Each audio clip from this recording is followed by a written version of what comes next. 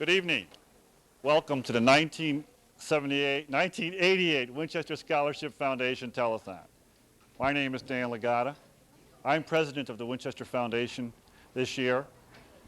We have gathered many of your neighbors and your friends this evening to help us continue a tradition which has been going on in Winchester for over 40 years. We're here to raise funds to help Winchester kids go to college. We need your help. Before this evening is over 100 volunteers will be here helping us to raise money. But it can't be done without your help. You must call us, and we'll try to call you. This evening we'll be calling out to many people in Winchester. We can't reach everyone. We need you to call us. Please call 729-7500. All of these volunteers this evening that you see have under the direction of our chairman, Connie Pappas. Connie has done this now for 2 years. I'd like you to come in, Connie, and take your bow and take over. Good evening, Dan. Thank you very much. How would you like to start off our telephone by making the first phone call? Ready. Great. Good evening, everyone. Welcome to the second annual Winchester Scholarship Foundation Telethon. We hope you enjoy our program tonight. We have many, many members of our community who are here this evening to participate and to show their support for the Scholarship Foundation. Please stay tuned because you'll see many of the people here from our school system, from the volunteer organizations in the community. You will see many of the athletic coaches from the high school with their students and athletes who have done so well for Winchester. And finally, you will also see many of the people who work for our community, who make a contribution to the quality of life here in Winchester. So please stay tuned and please participate. We really need your help this evening, as always. We're trying to raise money to support those students from our community who want to go on to college and who couldn't otherwise afford it without our help. Please wait for our phone call or call us at 729-7500. We have people here ready to receive your phone calls and ready to receive your pledges. At this time, I'd like to introduce to you our first MC for the evening, Miss Marty Fuller. Good evening, Marty. Hi, Connie. Thank you very much. We're very happy to be here tonight. We'd like to begin the show by calling on Dr. Charles Mitsakos, Superintendent of Schools. Good evening. Hi, Marty. It's nice Welcome. to be with you tonight. It's like a typical first Wednesday of the month. That's right. I see that June Kessel is with us and Pam Jervy, our camera operators, who are usually doing the live cable call-in show that we do the first That's Wednesdays, right. and so it feels very natural. This is an important night for us, though.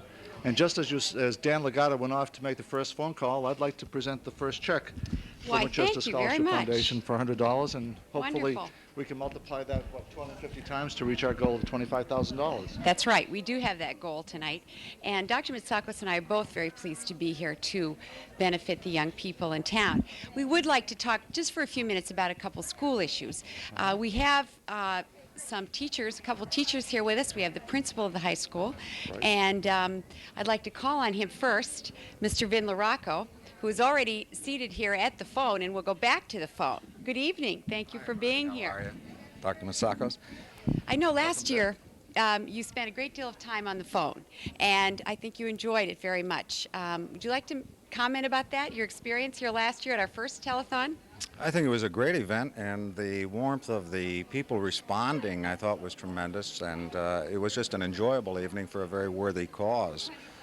I think most people understand and know that the cost of college is out of sight, and we have so many bright and deserving youngsters that it would be a shame if they couldn't go to school because they didn't have the money. And I think the Scholarship Foundation has done an excellent job in providing a means for some of these kids to go that are well deserving of it.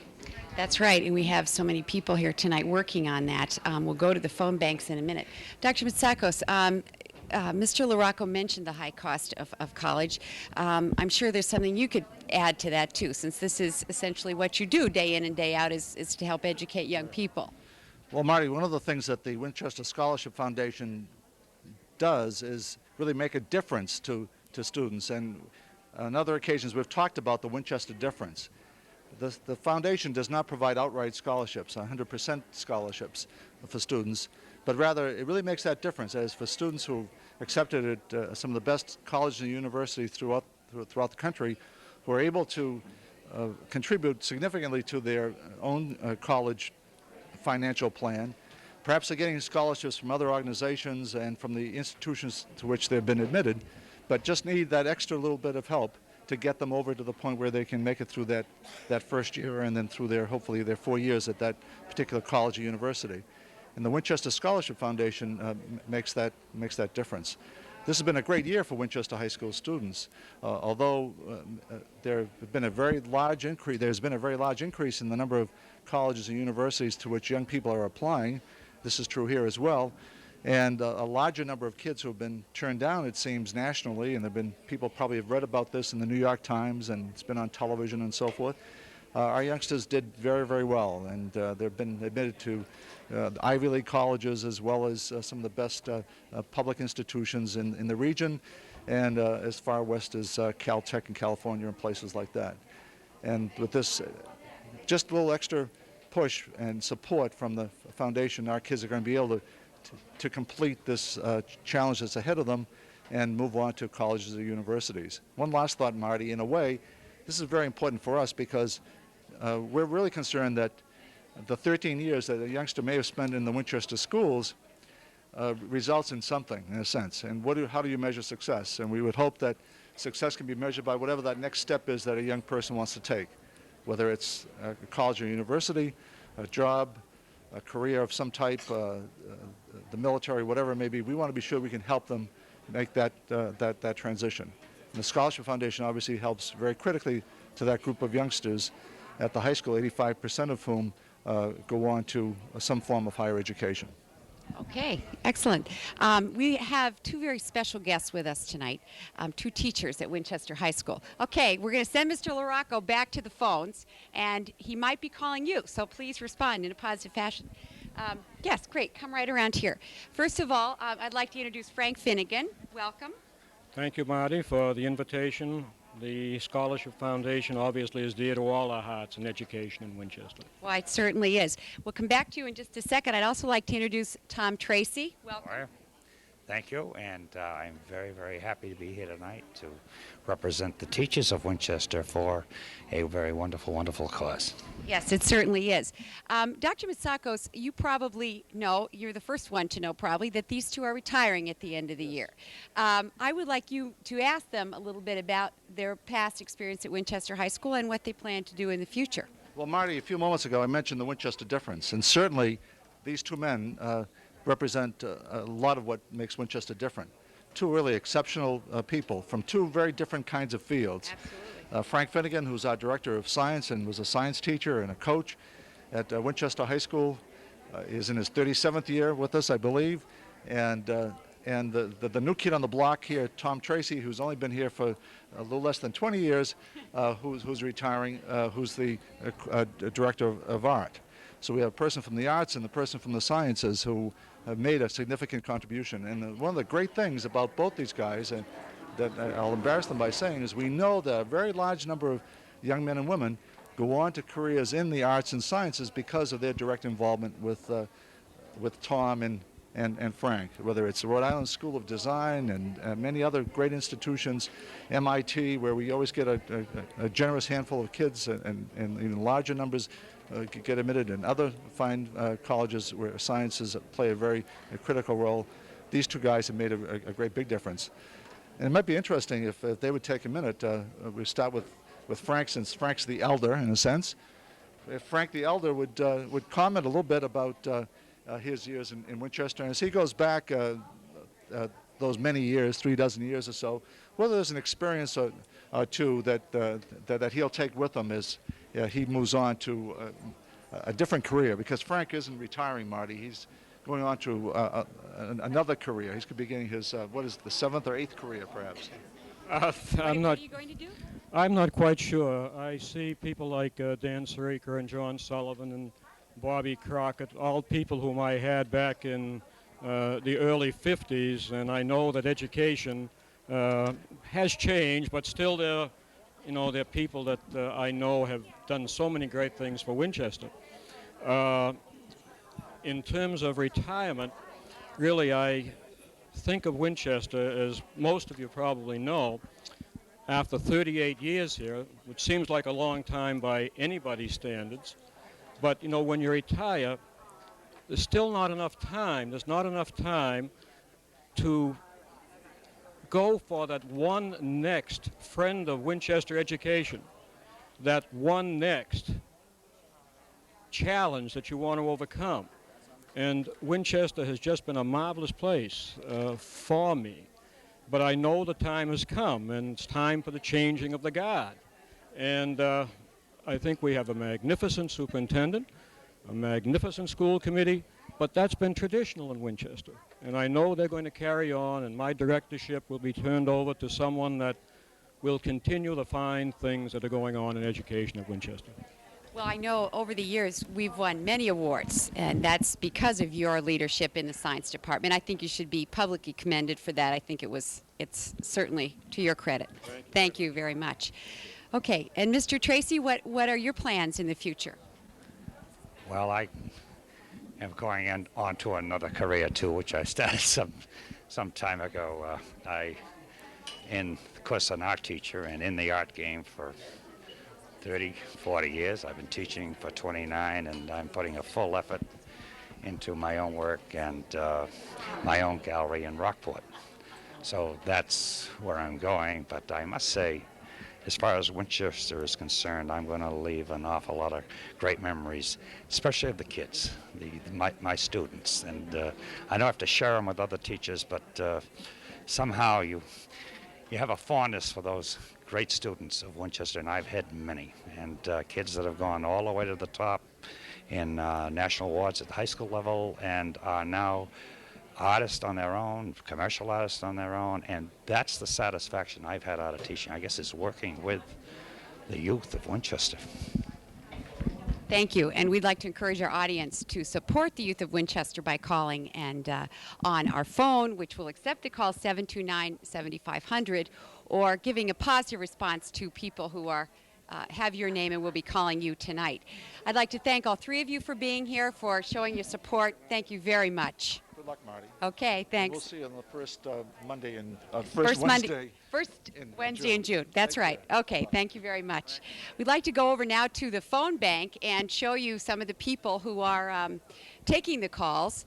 We have representatives from different businesses in town. I can notice right away the Century 21 people are here. Here's Mr. LaRocco at the end. We have some high school students at the top. And all of these people are calling to make sure that they reach almost everyone in Winchester. If you've been a past giver, you have a history, you have a card, we will call you and say, will you please match or hopefully increase your pledge from last year. So this is what these people are doing here at the phone bank, and we hope that you will certainly react positively when they call you. I'd like to welcome another guest right now. We have someone special here, Kay Nash. Welcome, Kay. It's nice to be here. Nice to see you. Kay represents the American Field Service program here in Winchester, and I know it's a program that maybe some people don't know much about. I'd like you to take a minute and explain just what that is. I'm delighted. I believe that there's no better way than to invest in the youth of Winchester and their future, and I'm real pleased to be here tonight with the Scholarship Foundation. AFS International, formerly American Field Service, is another program which is very much targeted toward youth and their development in international understanding. And for those of you who don't know about the program, we are an international, non-governmental, non-profit organization which promotes worldwide understanding and intercultural learning through the programs in more than 75 countries around the world. Currently, we're celebrating our 40th anniversary, and we have included over 160 students as participants in the program over the last 40 years. So in Winchester, there's an opportunity for people to be host families, to offer their volunteer time money, efforts in supporting us. And Great. I'm delighted to have a chance to be here this evening. Great. Well, we're very pleased to have you just talk about it even for a minute. I think there are people who don't really know much about what the program is. Visibility is something that we're looking That's right. I think last summer we had, what, one or two or more students who went somewhere? Maybe you could just briefly explain. Right. Since our local chapter was founded, we've had students who go for the regular summer program each summer. Eric Mortensen and Lisa Spencer were two students who went the first 2 years.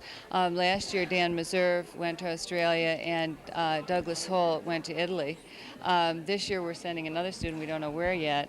And we've also hosted 3 students from abroad, one from Turkey, this year one from Germany, and one from Barbados. So already, in a very short time, we've involved the lives of 7 children, ours and foreign students. Well, very good. Thank you so much for coming. It's another way we can support our young people in town. We appreciate it. Thank you. Thank you very much, Marty. Okay, great. Next, we're going to talk to someone you all have seen before, I think, Alice McCarter, who is representing the school committee. Good evening. Nice to see you again. Yes, nice to be here in this wonderful cause. Do you bring a message from the school committee about this effort tonight? Well, the school committee is very much interested in excellent education, and what better way to show it than being part of the Winchester Scholarship Foundation Telethon. Further education for our students is something that we value very highly. That's why we have the programs at the high school that we do, and I think it's wonderful that the town supports our students this way. I agree, totally. And we can see all these people making the calls in order to do that. I was just having a good time. Yes, they do. I know.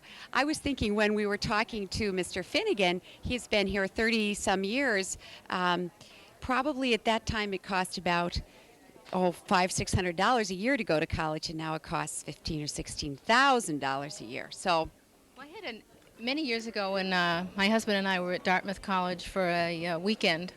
The cost of education was mentioned to the president. At that time was President Kemeny, and he pointed out that a year's education at one of the better schools, or what anyone might think is a better school, was the cost of a car.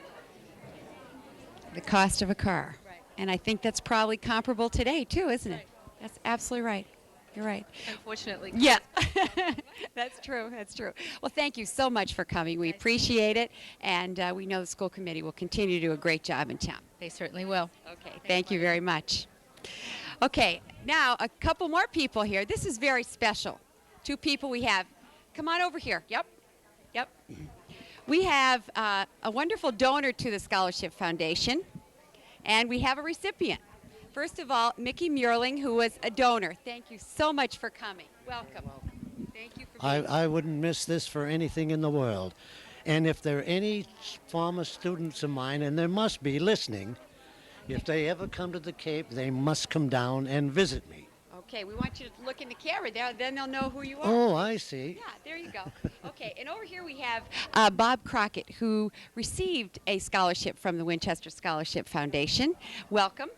Thank you very much. I'm very glad to be here. Well, it's wonderful to show live and in color a recipient. Here we have him standing here, and it's very important. We have someone who's given so much, Mr. Muirling and Bob Crockett here. Now, I understand that he was one of your students. Is that right? Many years ago. Is there anything you can say about that live on TV? I can say this, that no one ever had a job they enjoyed more in their life. The kids were fantastic to me. I miss them. And if they called me up and said, Mick, we need you back, will you come? I'd be here tomorrow morning before the janitors teaching again. Oh, that's wonderful.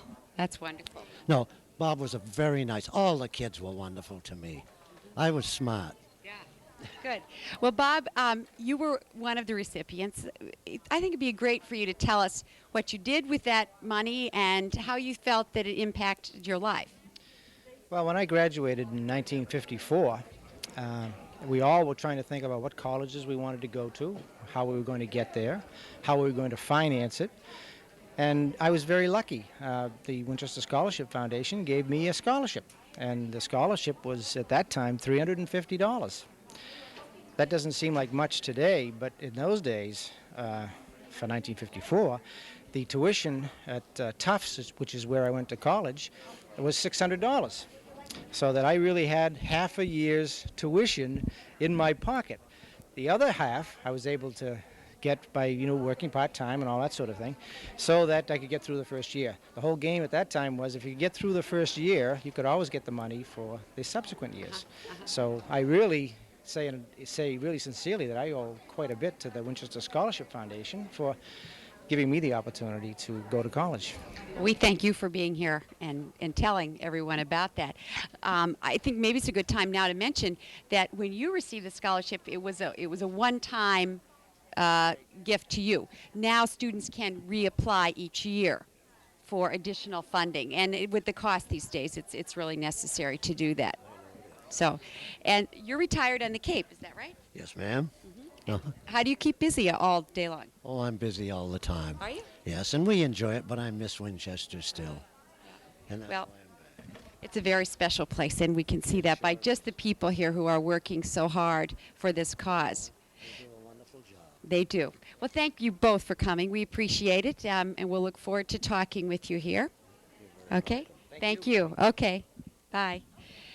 Now we're going to go over to our special interview section, and we have David Mortensen, who's going to be our special interviewer tonight, and he has a very special guest. David?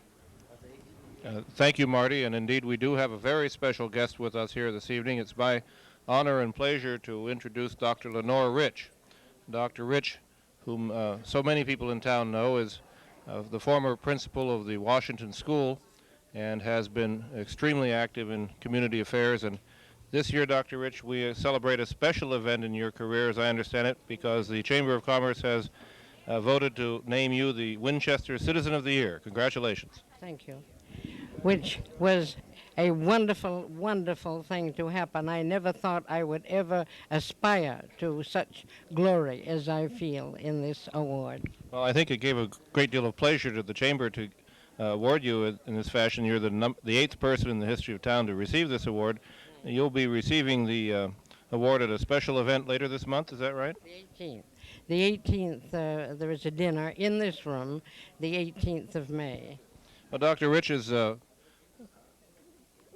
educational efforts for the youth of the town go back a long time. You began teaching in this town 59 years ago, is that correct? Yes, that's correct.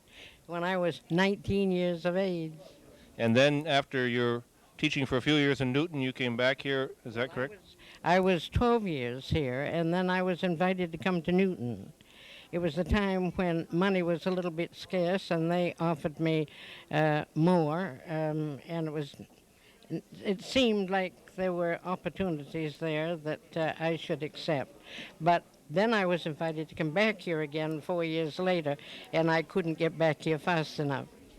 When you were in the Winchester school system, as I understand it, you were the first of the principals in the history of the town to have a doctor's degree. That later some of the other people did, and people asked me why I put myself through that discipline. And I said it was like an old horse seeing the barn door open. I had started it, and I must see it through to its conclusion. And Dr. Rich, you were the principal of Washington School for how many years?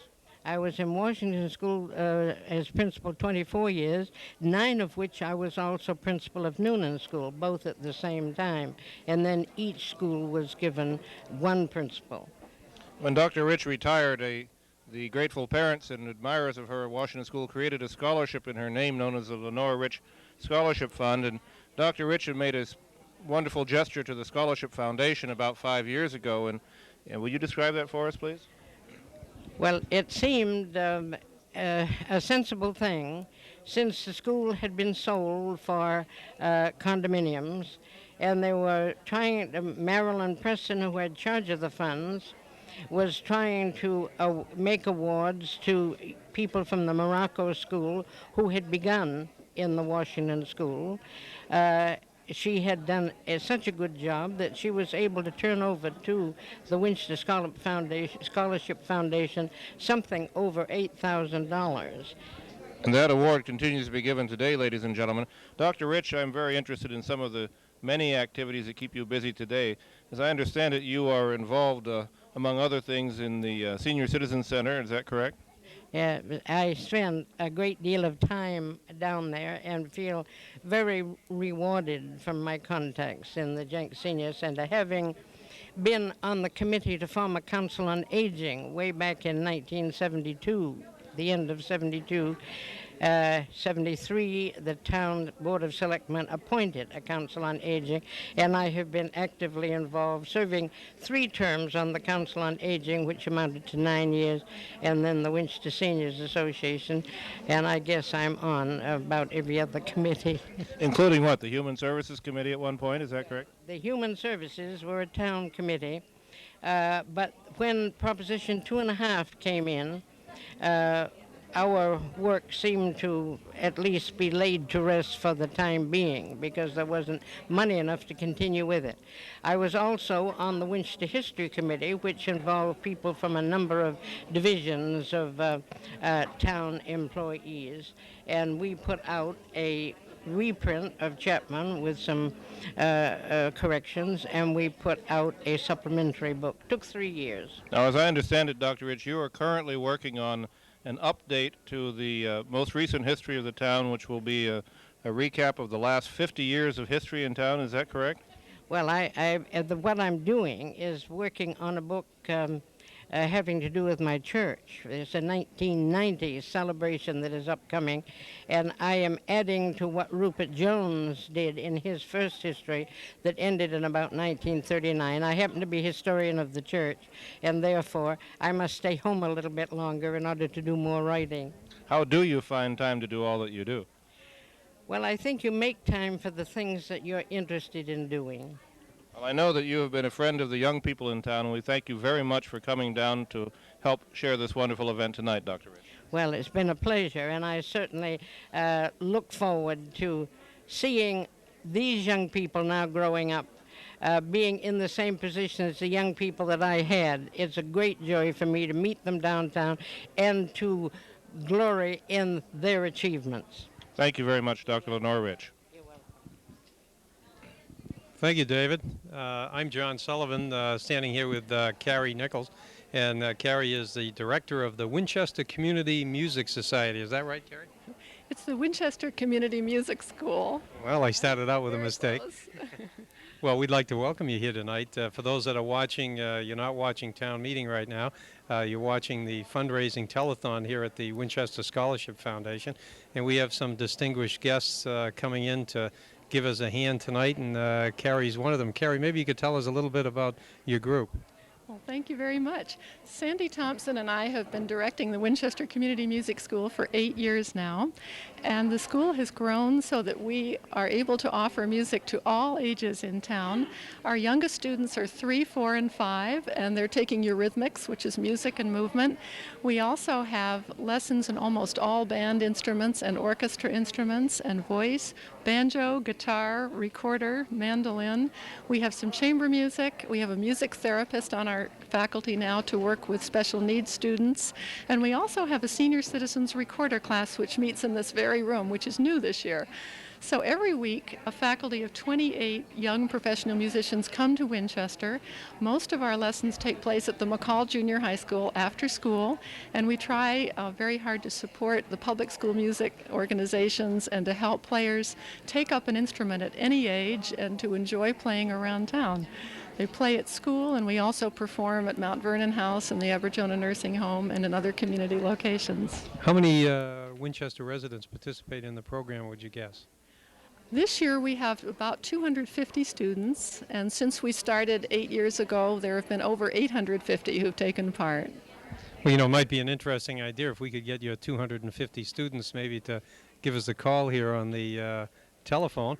And we've got the number right there, 729-7500. And if they just give $1 apiece, why we'll all raise ourselves $250 in a hurry. That sounds like a wonderful idea. We certainly appreciate the opportunity to be here tonight and encourage everyone to support the Scholarship Foundation. Well, thank you very much. It's very nice of you to come down. Thank you. Bye now. Well, ladies and gentlemen, we're proceeding here. We have another guest that comes in, Alice Gross. How are you? Good to see you again. How you doing? Alice, you're with the Children's Theater, as I recall. Isn't that correct? Yeah, maybe you could tell us a little bit about your organization here. Well, we started about 9 years ago, and we started because we wanted to provide an opportunity for elementary school children to participate in a theatrical production. When we first started, we had about 25 4th, 5th, and 6th graders, and now we're up to close to 75. Wow, that's a pretty fast group. Too bad we didn't have any stock in your group. I know.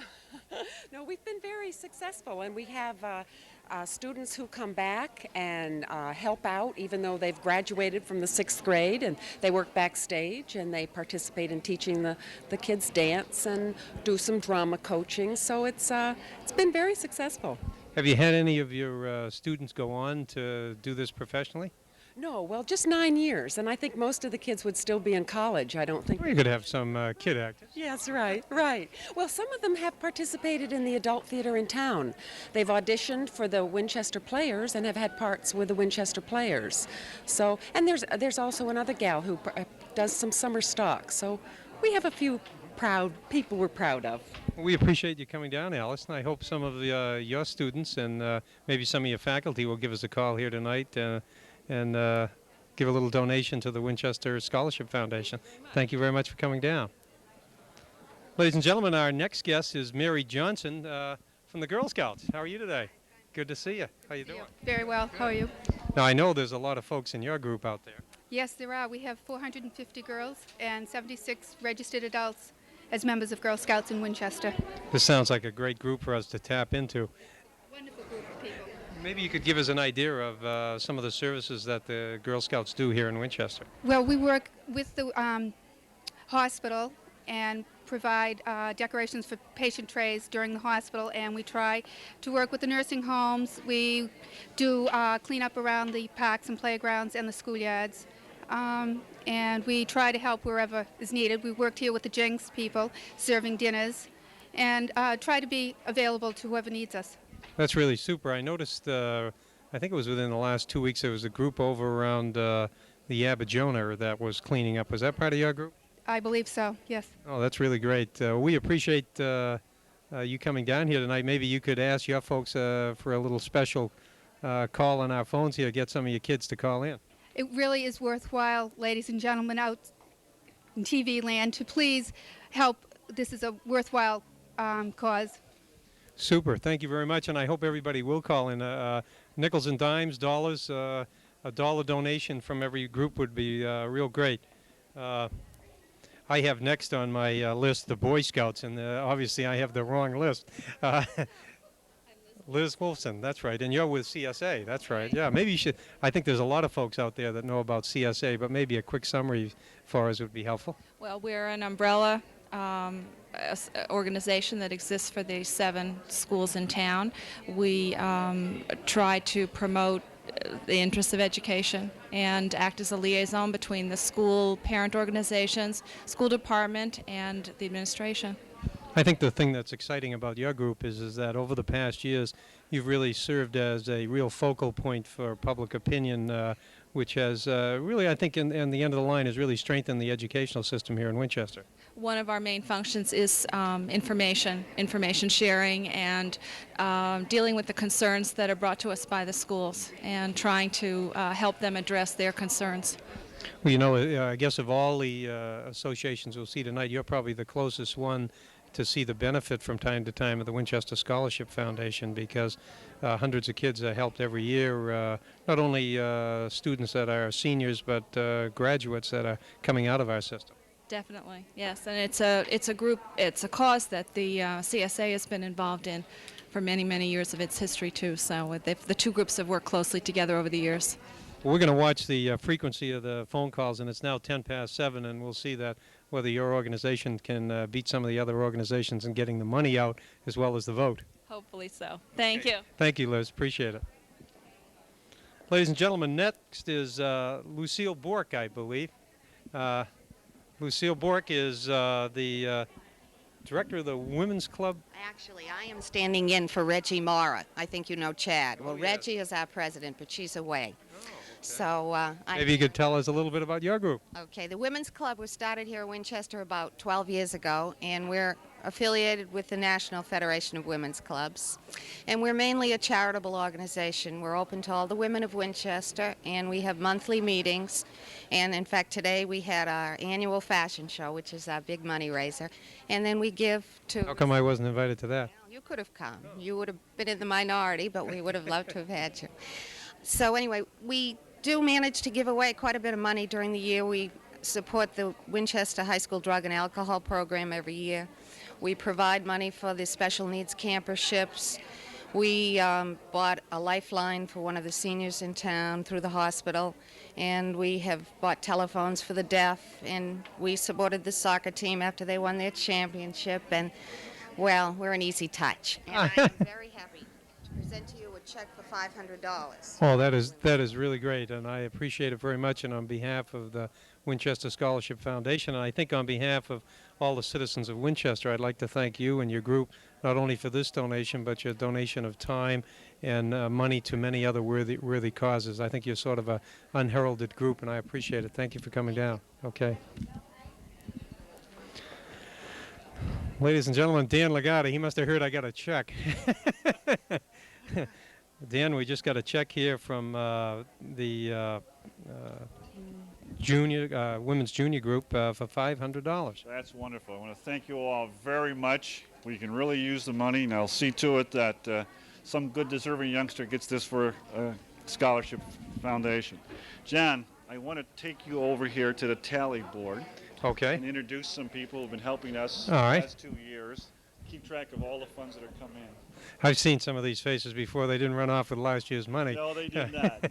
Dean Estabrook has been helping the foundation for a number of years as our accountant in the last 2 foundation telethons.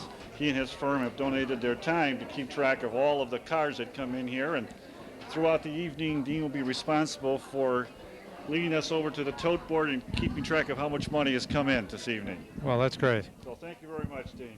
Dean, good to see you again. And you want to introduce the rest of the table here? Maybe Dean, you could. Yeah, this is my son Jeff and my wife Arlene. It's lucky we did that. It's a family business. We could have been in big trouble if we bypassed that group. Thank you very much. Appreciate it. Okay, ladies and gentlemen, back to some of our guests. We have as our next guest Mary Vitka from the Winchester Historical Society. Mary, how are you? Good to see you. Nice to be here. Yeah. Good to see you again. Maybe you could tell the folks out there what your group has been doing lately. Well, I'm delighted to be on the Scholarship Foundation program because we do a lot of work with the schools. And the Historical Society has, well, we do a lot of education with the public in general. Try to present programs for adults, but we do a lot of work in the schools. We have an education committee. We go into the schools with artifacts.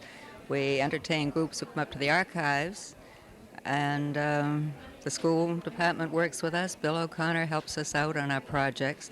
We help people do research up at the archives, and we've really grown from way back 130 years ago when it was a group of little old men writing scholarly papers and whatever. What do you think of what we're doing with the town hall these days? I think it's terrific, and I can hardly wait to cut the ribbon in September. Yeah, I understand that the inside is really beginning to take shape, and I think it'll form a real basis maybe for future interest in the historical content of the town. Well, I hope so, because with the 350th coming up, we're going to have events September 24th, a homecoming day, and hopefully the town hall will be all set, and that will be the showpiece. And then in December, we're having a grand ball, the following day a concert. So that town hall better be ready so we can really display it and encourage people to, use it. Okay, well, we'd like to encourage everybody that is a member of the Winchester Historical Society and those that care a lot on behalf of the Historical Society to give us a call in here and maybe cut the history loose from some of your money and send it down here to the youth of Winchester. And also cut a little money, after the Scholarship Foundation is all set, cut a little money loose for the town celebration. Ah, okay. Scholarship first. Okay, thank you for coming. Good night. Well, ladies and gentlemen, let's see. Next, Church Women United, right? Carol Beals. John Sullivan, yeah, good to see you. How are you? Tell us a little bit about Fine. your group. Well, we've been in Winchester over 15 years. We're really service-oriented, but we're service-oriented with the interconnection between the different denominations here in town. And we do think we're right in our busy season. We just finished our Sale for the Blind, where we sell products made by blind people, and the profits go back to those people. We're also just finished collecting for Church World Service. And one of the things we're really involved in right now is the Interfaith Bible Study, which is really exciting to meet women of other faiths, see where they're coming from, see where we're coming from. It's by women, for women, about women of the Bible. Well, I think that's exciting. Do you have many members? Well, all 10 churches belong, and all of their members, therefore, belong. We are a national organization, and in fact, we're starting a 5-year drive to root out the causes of poverty. Not just the Band-Aid solutions, but to get to the roots.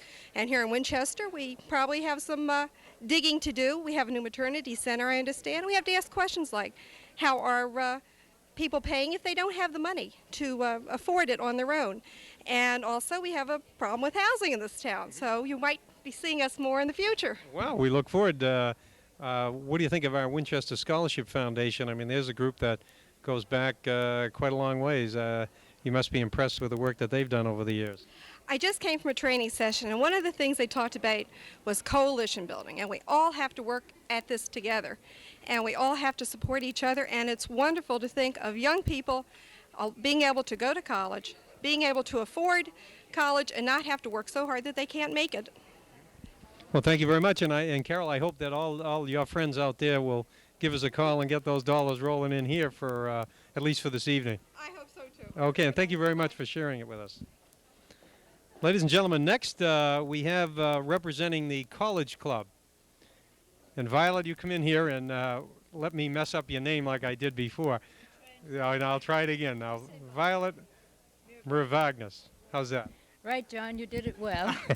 We were kidding before the show started. I said, you know, us Gaelic guys, we have trouble with some of those long names, and she tried to help me with it, but I don't think I did very well. Violet, tell us about your organization. The Winchester College Club exists to promote educational and cultural interests in a friendly, sociable atmosphere. About 142 of us meet spring and fall in our general meetings, and then our club is divided into interest groups. We have a group interested in antiques, one in history, one in book exchange, one in literature, one in needlecraft, and in the evenings, the travel club, which invites husbands to come, and we travel all over the world by seeing slideshows of different countries. It's a very interesting activity. We're not a fundraising group, but from our dues, we do give a scholarship to the girl of the senior class of Winchester High School, who gets the highest rank, who is intending to go to a college, to a 4-year college. And also, since our aims coincide, we give to the Scholarship Foundation something every year. Well, we really appreciate that, and I will hope that all of your members watching here tonight will give us a call at 729-7500 and make a donation to us. And Violet, thank you for coming down. I appreciate it. Good seeing you again. Okay. Dan Legata is back on the scenes here, folks. John, we have a very special announcement to make this evening. One way that the foundation has been able to help children in Winchester is by the very generous gifts of individuals who have made large contributions to allow the foundation to establish a scholarship in their name. And one of our major contributors has been Mr. Mickey Merlin. Mickey was a teacher here in Winchester for 41 years. And over the past few years, he has made a very major contribution to the success of the foundation. He's here again this evening. Mickey, come on in. Good to see you again. Mr. Merlin, I never realized you were a teacher here in Winchester. I know it. It's the second time. Yeah, that's right. How you doing? Doing Since very last year, yeah. We really enjoyed having you last year, and a lot of us in this hall enjoyed being students of yours over the year. I was telling this gentleman that I owed this money because you remember when we used to play crazy ball? Yes, sir. In all school, and any kid that could hit the ball over the school, I would give him 50 cents in a 50-cent Chinese piece. Yes. Well, I owed about 100 of them, and I never paid them back because I couldn't find any Chinese dollars.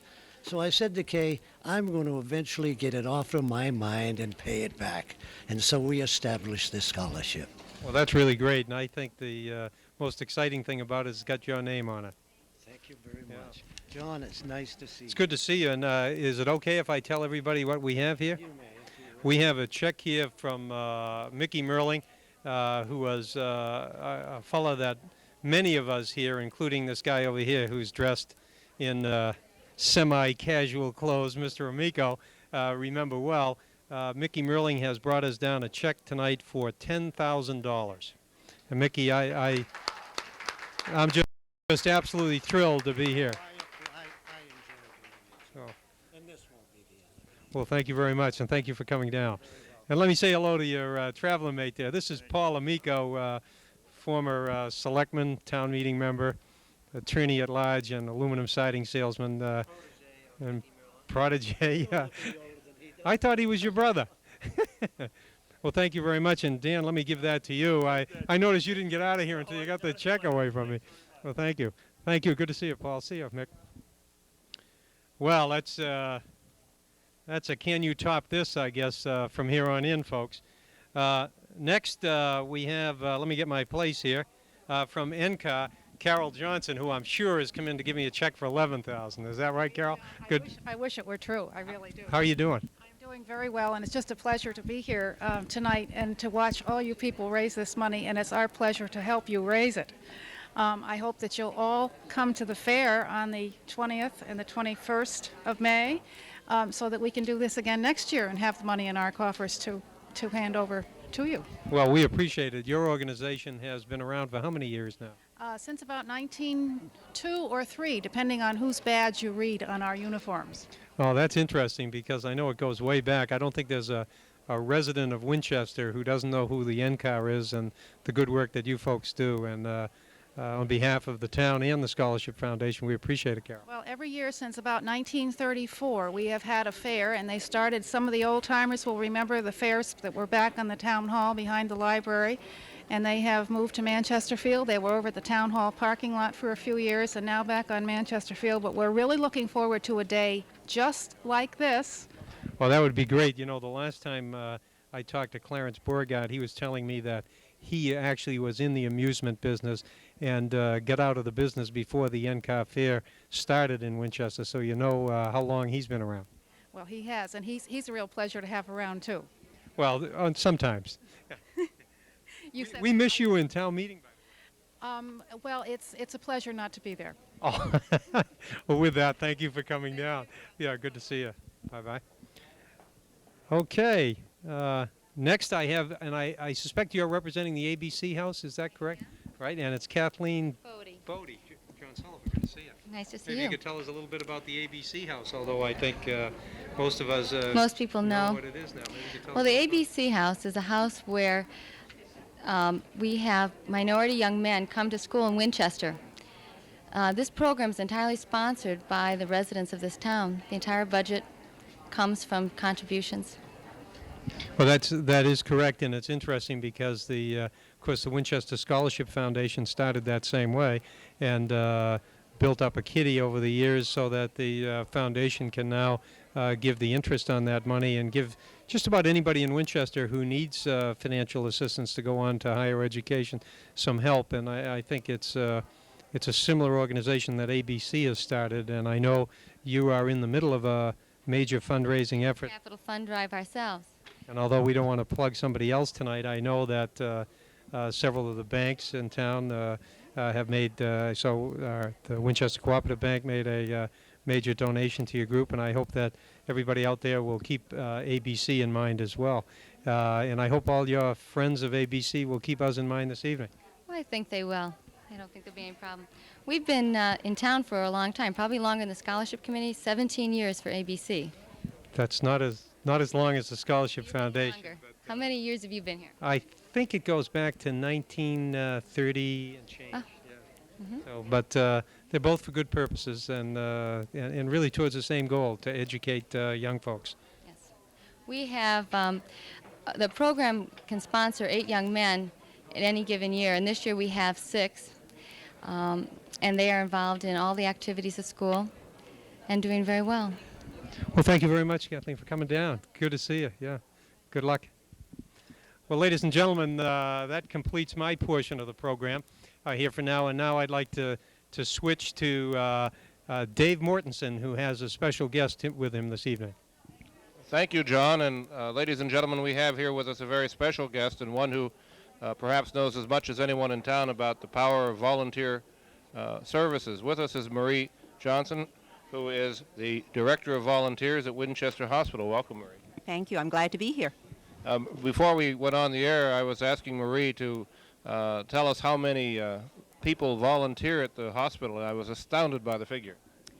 In the course of a given year, we have about 700 people who volunteer at Winchester Hospital. That would be people who range in age from 14 to 87, 88 years of age.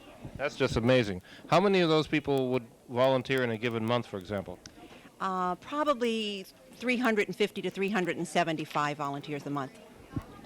I know that some of the adult volunteers do a wide variety of things. Perhaps you could tell some of our audience what they do in case someone listening might be interested in getting involved. Fine. Volunteers may choose the job that they would enjoy doing.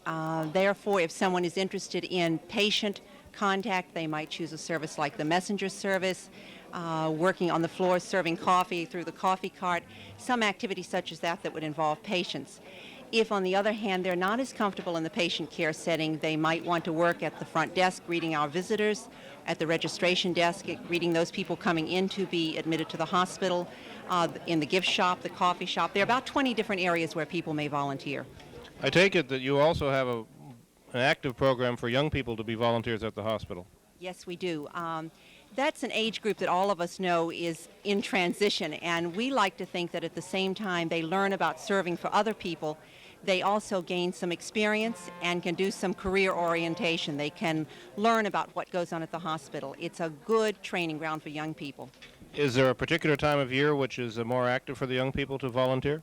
They're more available during the summer, and they are really our mainstay throughout the days during the summer months. During the school year, they come in and work after school and on the weekends. So there you have it, ladies and gentlemen. If you would like to volunteer, or kids, if you would like to help volunteer at the Winchester Hospital, here's the lady to get in touch with. Or perhaps you could tell them how to go about contacting you. Certainly. We're just about ready to do our orientation for the summer program. They need call the hospital to the volunteer department, and I'd be delighted to give them all the information.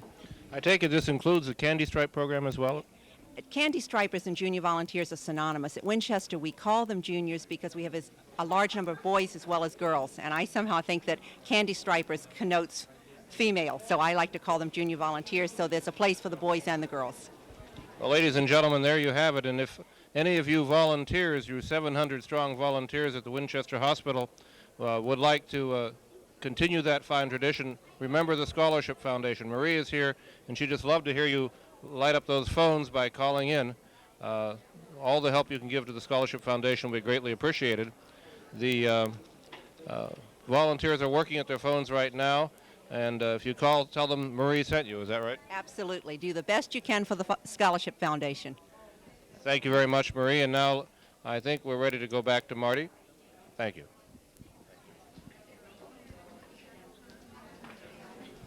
Okay, we're back here in center stage. I'd like to take you over to Connie Pappas, who is going to talk to a few of the people who are working the phone bank. We have two groups of people coming in tonight to do this. This group is sort of on their last half hour, so we'd like to talk to them a little bit. Connie? Thanks, Marty. I'm over here at the telephone bank, ready to talk to a few of our very busy telephoners this evening.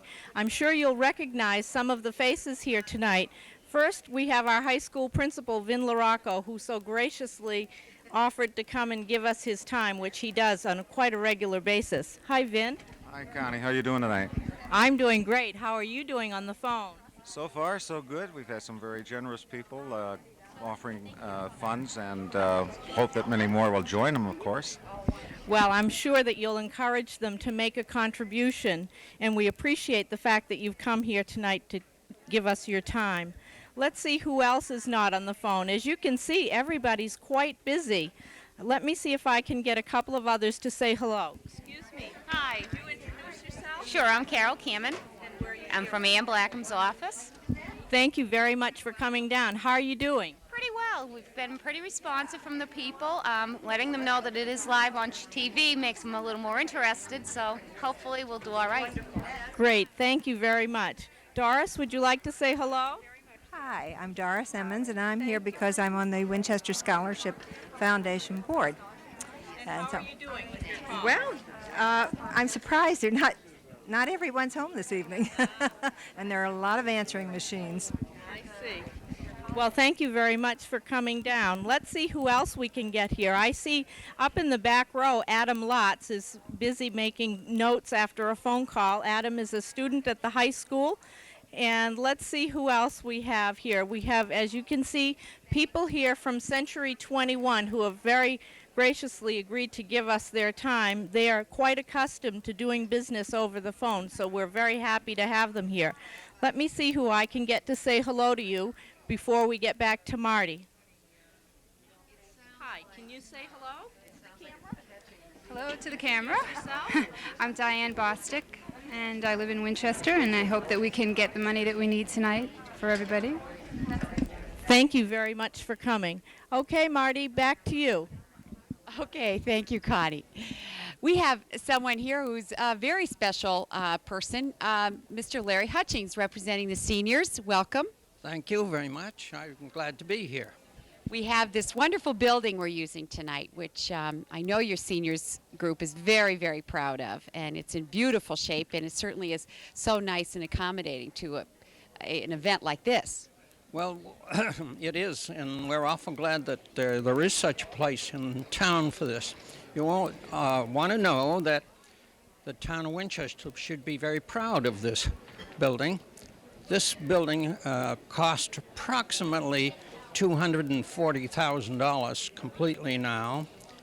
This end of the building here had cost us about $1.6 million, and we are very proud of it. We like it, and the seniors use it. The seniors, approximately 1,000 to 1,500 seniors come into this building every week. We're pretty proud of that. We think that the building is being utilized pretty well. There's many very fine programs for seniors, and I think that a great many of the seniors really do appreciate it and like it. I know the program is an envy of many other communities around, the program you have for seniors. I know that. Most senior facilities such as this is owned by the town or city, and they have to maintain the facility. But this facility, where we got our donations from the many generous people of the town of Winchester, we own it and we maintain it, and we will operate it every day. So it's a great honor to have a place like this where the seniors can come, and there's many other activities of the town that are using it now. Oh, I know, and I know you often make the rooms available to young people. The people we're working real hard tonight to support. So I think that's wonderful. And the junior prom was here the other night, on last Friday night, and they had a wonderful time. Tremendous, and it was great to see them, all the people. And then I don't know whether the people know it, but there's a grandpa and grandma program here where a lot of the seniors get in touch with some of the grammar school students in town, and they get together and discuss things together and enjoy themselves. And I think it's a great thing. I think there's so many good things that's coming out of this building. I agree, Larry. You're absolutely right. Well, thank you for coming. We appreciate it, for representing the seniors, and we're sure that the seniors will be supporting our young people tonight when they get called. Thank you. And I hope that the scholarship fund does as well as we have done in this town, because we have done very, very well. Yes, that's absolutely right. Thanks very much. Okay. We're going to take another guest in a second. I'd like to call your attention to the tally. I don't know whether you can see that. Can we get a camera on this? We filled in the first few books. No camera? All right, I'll come back to that in a minute. But we have filled in a few books here to show we are getting some money in. And we'd like to encourage, there it is. Okay. We're up to about $4,500. More? 3, 4. 3 or 4.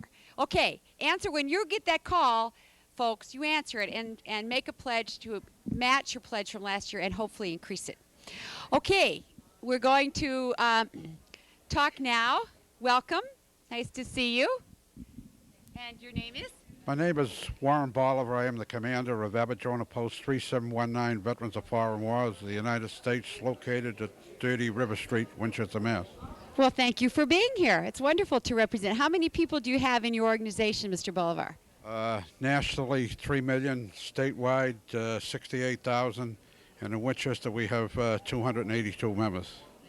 Oh, that's a lot of people. What kind of activities do you do in your organization? We go to the veterans hospitals. We sponsor script writing contests, donate flags to hospitals, schools, and our youth activities, hockey, baseball, and youth bowling. Well, that's wonderful. So your organization does a lot of support of young people in town. Yes. Okay, very good. Well, do you have monthly meetings, weekly meetings? How do you get together? Well, we have the fourth Wednesday of every month. We have our post meeting. The third Wednesday of every month, we have the corporation meetings. And the district, which we 12 posts within this district, meet the second Sunday of every month. Very good. Well, thank you for coming. I appreciate it very much. I'm sure a lot of your friends have seen you, a lot of the other people in the VFW, and we'll hope that they'll do good things by supporting us when we call tonight. Our organization every year donates a $400 Paul Connor Scholarship and a $100 Frank A. Kelly Scholarship, which I will mail in tomorrow. That's wonderful. Thank you so much. You do that every year? Oh, yes. Oh, that's great. We appreciate that so much. Thanks for coming. Okay, very good. And next we have Richard Fiore. Good evening. Thank you for coming. And you are representing the Sons of Italy? Sons of Italy of Winchester. I'm here tonight to make a presentation. The president of our lodge, Gus Baldacci, cannot make it tonight, so he has delegated me to make this contribution to you and tell you just a few things of what we do for donations for other organizations. Great. We love that. Okay. Go ahead. Okay. Every year we have a Christmas party for the Donoria home in East Boston. We have a Christmas party for the special need boys. And then the club hall is free to the Winchester High School when they need it. And then we have, let me see, excuse me a minute. No problem. We all get to that point. Okay. Okay. And we donate to the Winchester Hospital and the hall parking lot to ABC Bottles Drive for twice a year. And then we have the Red Cross Blood Day twice a year with dinner and many other donations to our charities. And we're very proud to be here to do this. And I guess we have been doing this for a number of years. And I think that the president told me we'll keep up doing to make this scholarship a great over and what it has made in the past years. That's right. That's what we're working on. Does your organization have a specific scholarship that you give every year? Do you know, like the VFW representative just explained, that they have two named for former members? We do have it too. We do give former members of their family a scholarship or whatever the cost would be to go out to college someplace if they don't get one. We have an Italians that we give it to, or whoever belongs to our Order of Sons of Italy, Winchester. So I think we try to help everyone we can. Oh, it certainly sounds like it. You do a lot of good things. I know that just donating the hall is a wonderful thing to do for young people who organizations don't have a lot of money to pay for that, so that's great. Yeah, we do a lot. And the ABC bottle drives, which are very, very worthwhile for that organization. Bloodmobile twice a year, Christmas party for the elderly people in the Donory home, which I have spoken before. But we do good, and we're trying to do as much as we can. We help everybody, and we only can help them so much. Right. Well, we appreciate everything that you've done. Thank you very much for being here, and I would love to accept that check. Thank you so much. Okay, see you again. This is a fun part. You get to see all these people on TV. Come on in. Oh, no? Come on in. I think this is Biff Kazazian. Exactly, Is that true. right? Okay, good to see you. And you're Good. representing the Lions Club. The Winchester Lions, and would like to thank you for extending this invitation to us and for allowing us to join in this scholarship fund. The Lions have been a vital part of this community since 1954, and we'd like to stay a vital part of it. One of our members, who is now deceased, was also a teacher within the school system here, Frank Provenzano, and yearly the Lions, in his memory, give away the Players Award to the outstanding football player in certain categories at the high school. Is that a scholarship? Is that a monetary? No, it's just an honor. Just an honor, and It's a wonderful honor. We're not belittling that. No. We'd like to participate, and we have participated before in this scholarship fund, and believe wholeheartedly in it, and very glad to participate in any way we can with the community. Well, that's good. I know these other organizations are talking about other things they do for young people. I know there's some other things you do. What the Lions basically is, it's a very large organization if you consider it. A little over 1 million members worldwide, and many charitable things. One of the things the Lions are deeply involved in right now that involve our community and involve our youth is drugs. The Lions have a commitment to drugs and the war against drugs, and we all participate in that war. We feel very strongly to it. We do have exchange programs that go along with students to foreign countries, and foreign students come here. So youth is a very important part of the Lions because they are the foundation of our next generation and also the next leaders of our community. And we like to think that we're helping them and directing them in the right channels. Well, it sounds to me like you are. I know the Lions is a huge organization internationally, so some of your programs are filtered from there rather than started here in our town, it sounds to me. Well, the Lions were started in 1917 by a gentleman named Melvin Jones. He belonged to a Chicago businessman's club but found no meaning to it. He founded the Lions, which it stands for, Liberty, Our Nation's, Liberty, Intelligence, Our Nation's Safety, and that's what Lions stands for. In 1925, he was singled out by Helen Keller and asked if the Lions would take on eye research and the related problems with eyes as their main focal point for charity work, and it has ever been that ever since. That's great. Wonderful. I'd like to give you a small donation. Ah, fabulous.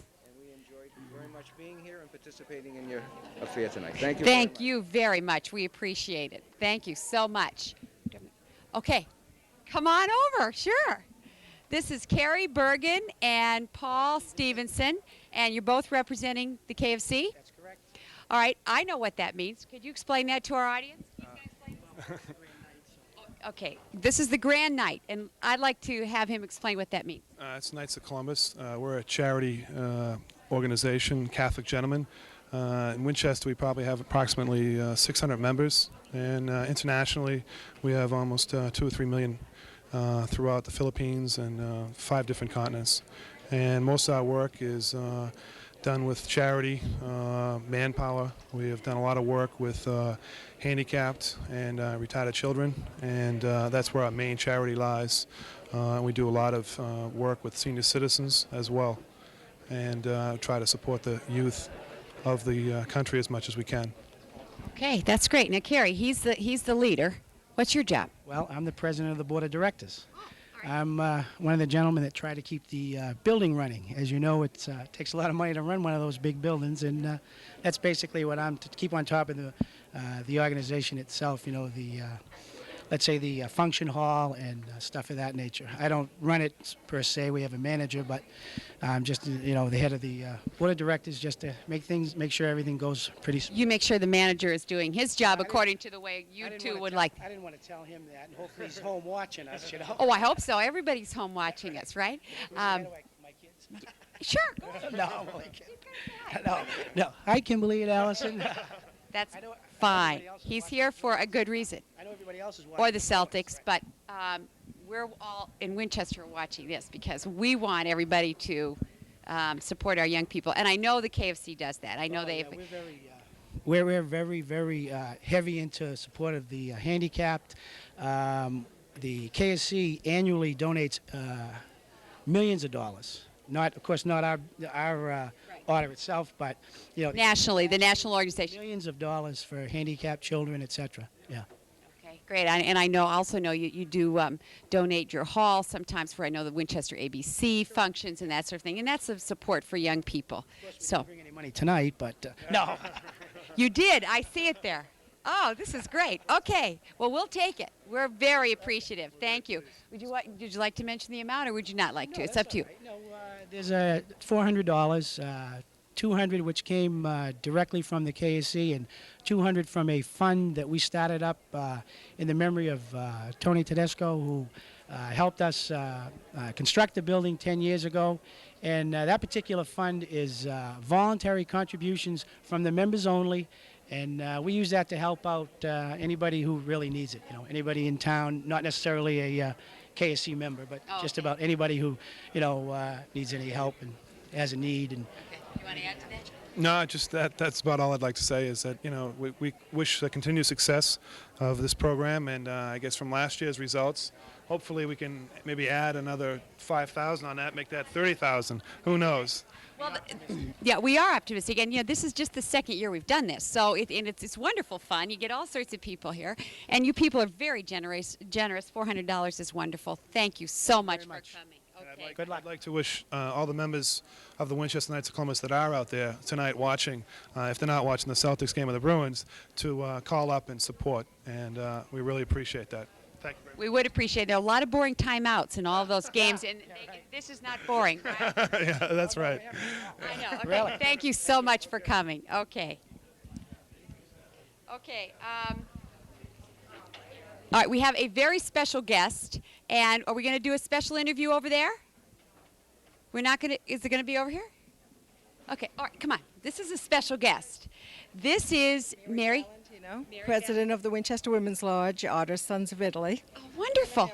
Yeah, great. Richard Fury was on just before me. Yes, and he explained the organization. Now, what does the organization would raise our monies for charity, scholarship, Cooley's Anemia, and various organizations. Mm-hmm. Well, that's great. How many members do you have in your aspect of it? Our Women's Lodge in Winchester, we have about 130 members. Mm-hmm. That's good. I know you're the president? President of the Winchester, yes. Yeah. Well, that's a big job, but...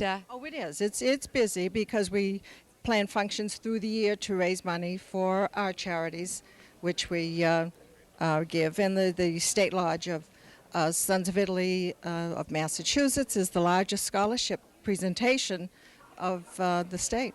Oh, wow, that's great. Yeah. Well, it's wonderful that you acknowledge how important it is to support our young people. We really appreciate that. The future of America is in our young people, and educated people is where our future is. That's right, in America and also in Winchester.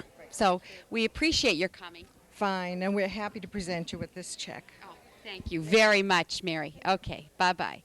We are going to go over to have John talk to some of the callers. John, are you ready to do that? No. No, he's not, but we're going to do it anyway. Okay, over to John. Okay.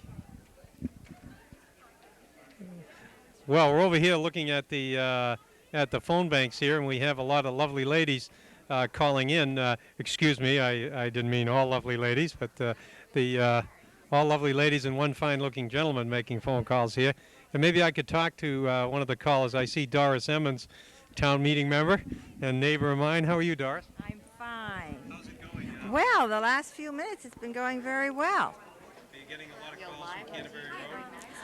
Well, I don't happen to have the Canterbury Road cards, but I'm sure they're all answering well. Well, we're going to get the call out. We'll get the call out to Canterbury Road. Maybe we walk down here and see if anybody else has got... Kay, how you doing in your phone calls? I'm doing pretty well, thank you. It's going along pretty well. Yes, very good turnout. Some people are home, and the ones that are home are donating. Ah, that's good. I hope that you folks that are at home and watching the show will take an opportunity to call in here. As you can see, we have 1, 2, 4, 6, 8, 10, 12, 14, 16, 18 folks calling right now here to various towns. And I see by the clock on the wall that Dave Mortensen is ready to do an interview with Dan Legata. And so at this point, I'll turn it over to you, Dave. Take it away. Thank you, John. Ladies and gentlemen, here with me is the president of the Winchester Scholarship Foundation, Dan Legata, who is now nearing completion of his second year at the helm of the organization. Dan, welcome, and thank you very much for putting this together. It's a tremendous volunteer effort.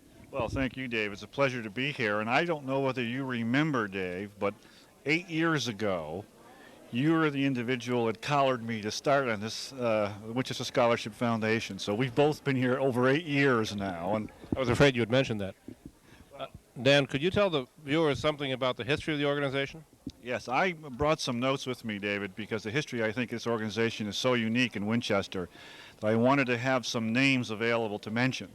I'd like you to know that in 1941, the Washington Mothers Association started the foundation and gave away for a few years 6 scholarships of $150 each.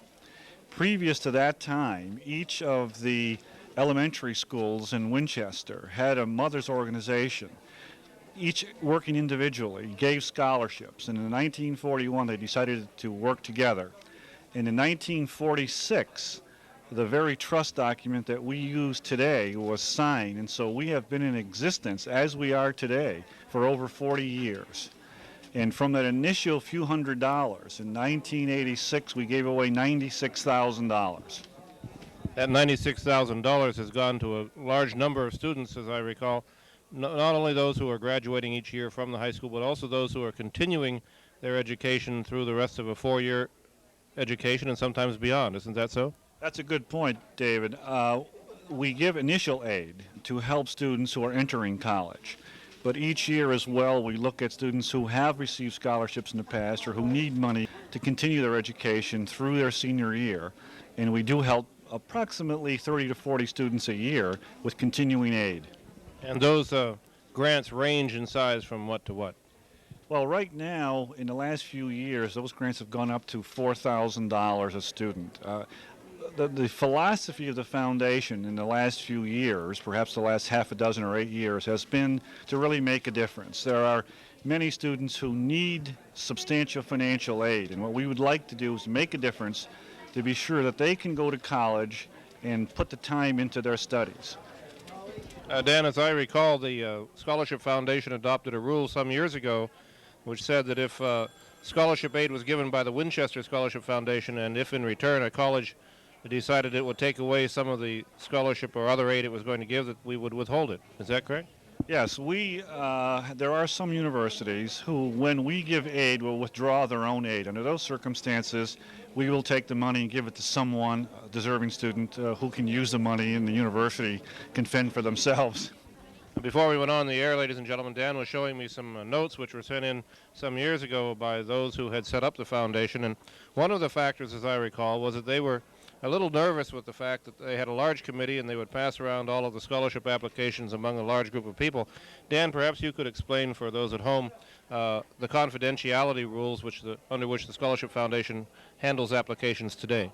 Yes, David, one of the concerns that they had in the late 30s and early 40s was the fact that the way they were giving funds away at that time, 30 or 40 people were aware of the applications and the financial conditions of the families. This year, and well, since 1946, as a matter of fact, the foundation has handled the financial aspects of every applicant very confidentially.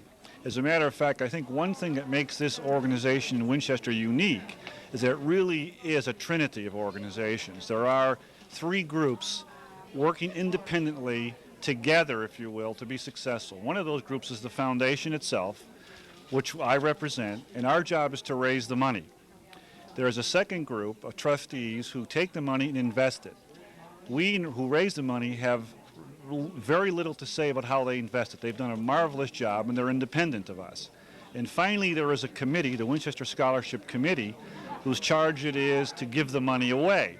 And it is this committee of 4 people who see the financial information about the scholarship recipients. Those of us in the foundation do not, and as soon as a scholarship is awarded, that financial information is disposed of. As I understand it, there's an additional rule which says that none of the people who serve on the scholarship committee may be parents of who have children in the high school at this time. That's correct. That's a number of occasions we've had people who have had to withdraw from the committee because their child was in the high school. Well, Dan, you're to be complimented for the success of this second telethon in the way that you've been able to get so many people involved. Well, David, I thank you for that, but really there will be over 100 people working on this program tonight, and that's really the success. And we need people to call us in and give their contribution, and if they are called, to make the largest contribution they can. It's very important. A lot of kids are helped. Ladies and gentlemen, what Dan says is so.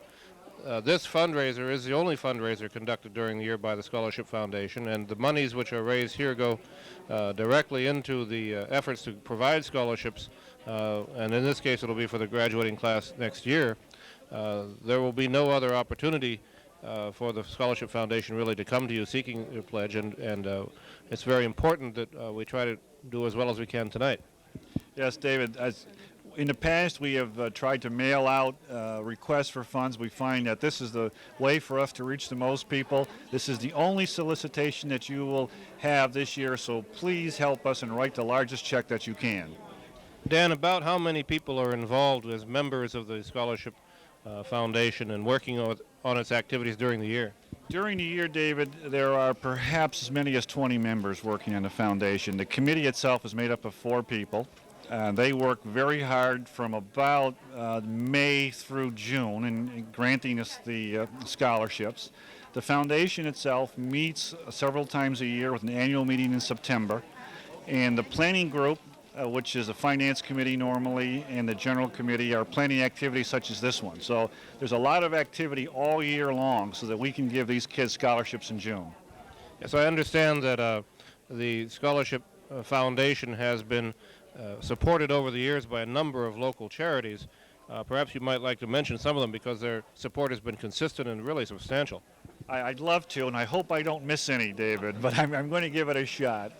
As a matter of fact, when I look through the history that we have, there are organizations which gave back in 1941, which are still giving to the Winchester Scholarship Foundations. The Veterans of Foreign Wars, for example. ENCA has always been a large contributor to the foundation, and many other organizations here in Winchester have been doing that. So I know I can't name them all, but... One which comes to mind is the Art Association, which has over the years devoted most of the earnings from their lending library to the effort. One of the ideas that has been most unique about the foundation has been that it has attempted to serve as a central community service to draw all of the scholarship ideas together.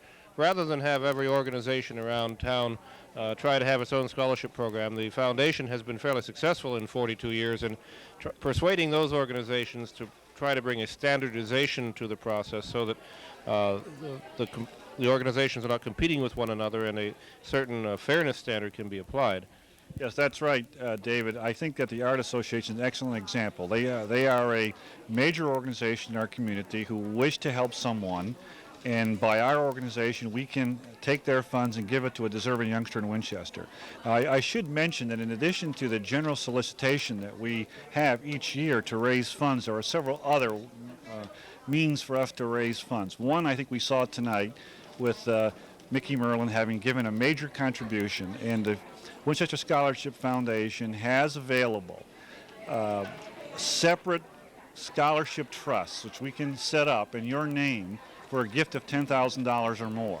And that large gift will be administered by our trustees, and the income from that gift will be given each year to a deserving student in honor of your gift. Well, Dan, thank you very much for taking the time to be with us.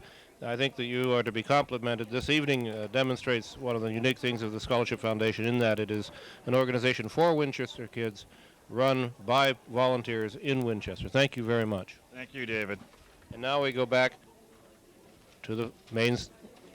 Ladies and gentlemen, my name is Joe Bellino, and it certainly is a pleasure for me to participate in the Winchester Scholarship Foundation Telethon. I was a resident of Winchester for 18 years. The past 23 years I've lived in Bedford, Massachusetts, but I consider my hometown to be Winchester, and I'm proud to be a resident and a past resident of Winchester. I'm looking at the tally here, and I hope that hasn't been updated for the last half hour, but I see we're at $5,000, and we certainly hope that we reach our goal of $25,000 this evening.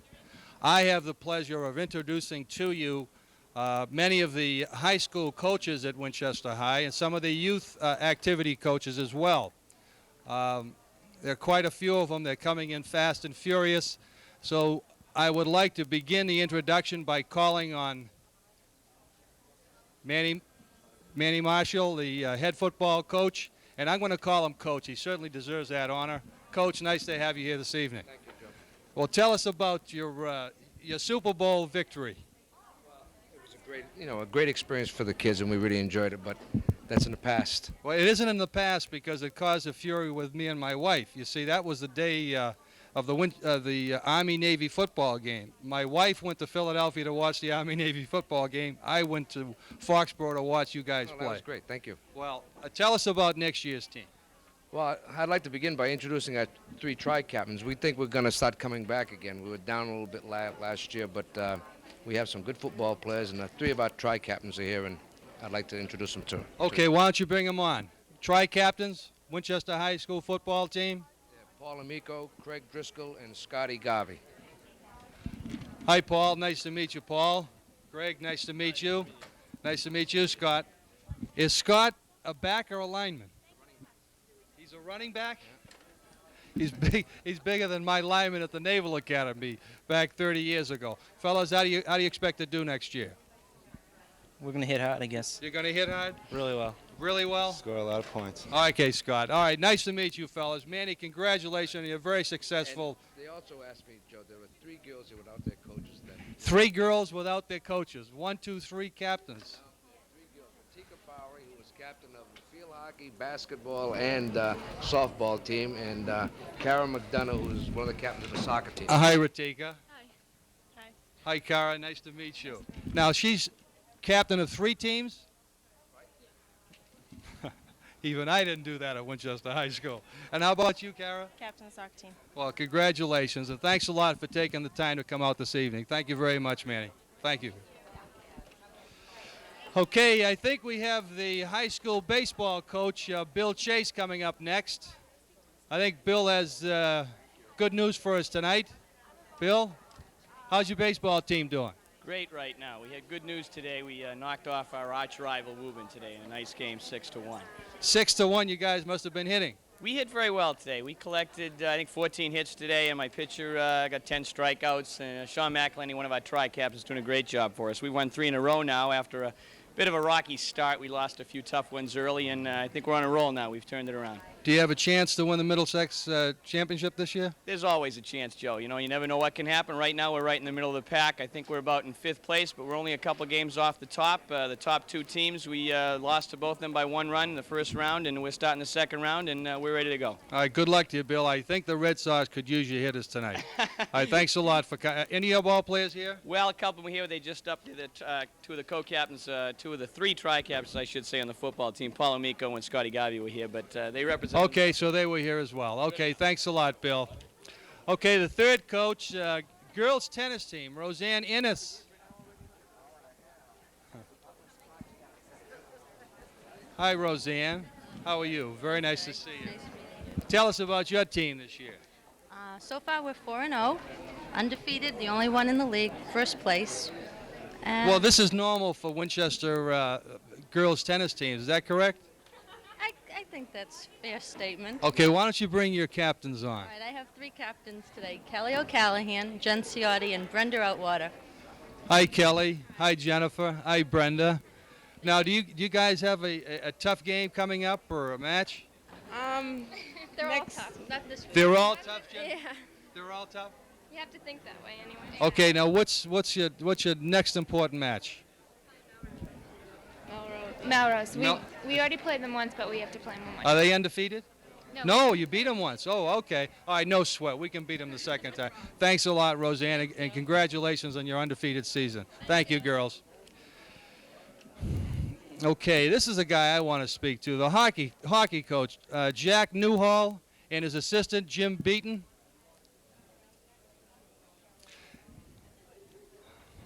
Jack, tell us what it's going to take for Winchester High hockey. Nice to meet you, Jack. Jim, nice to see you.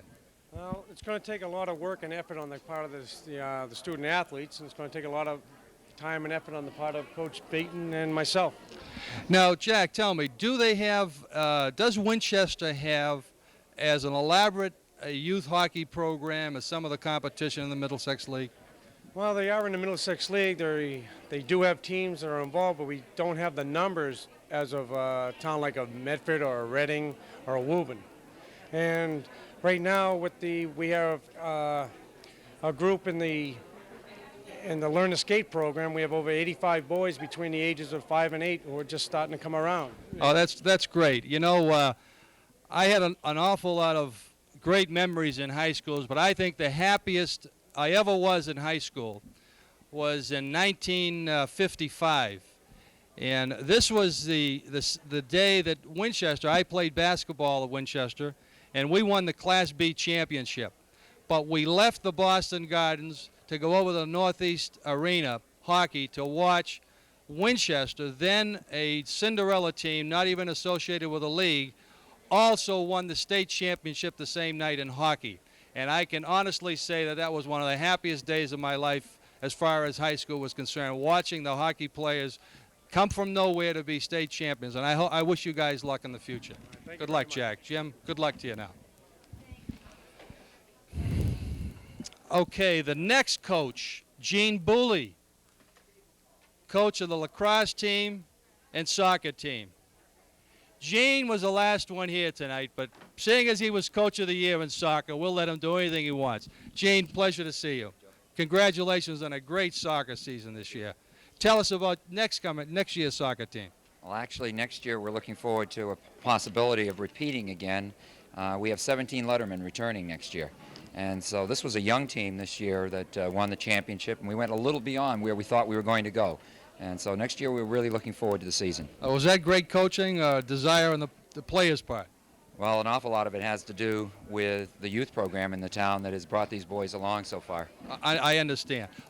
Lacrosse. My son was a football player and a lacrosse player in high school. He decided to play lacrosse at the Naval Academy, but I can remember him coming home after the first 2 weeks of practice with lacrosse, and he always had a smile on his face. So I, quizzically said, "Hey, John, how come when you come back from lacrosse practice, you're always so happy?" He said, "Dad, it's the only sport you can hit someone with a club and get away with it." And I think that's why they all still like it. All right, now tell us about your lacrosse program. I know Winchester has a very competitive program. Well, we started lacrosse here. We're the first high school in the state to start lacrosse, and we've always been competitive. This year we're struggling a bit, but we still manage to win a few of our games. The one thing about lacrosse is it's probably the only sport where boys start only when they get to high school to play the sport. And when they get up there, they start playing, and once they pick up that stick, they never want to put it down. I know at the Naval Academy, lacrosse is a big sport down there, and I used to go watch the games, and I never knew much about the sport. All I know is the boys had a lot of fun, and it was a very competitive sport. I really did appreciate the lacrosse players at the Naval Academy. Now, Gene, do you have any of your ball players here? I know that some... Let's start with my lacrosse captains this year, Phil Spawn and Rob McDonough. Hi, Phil. Hi, Rob. How are things going this year?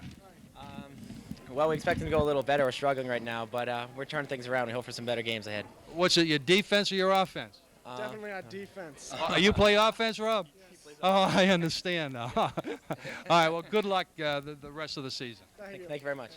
Thanks a lot, Gene, and congratulations on a great season. I have the soccer captains here also. The soccer captains, okay. All right. Paul Ergrafina. Hi, Paul.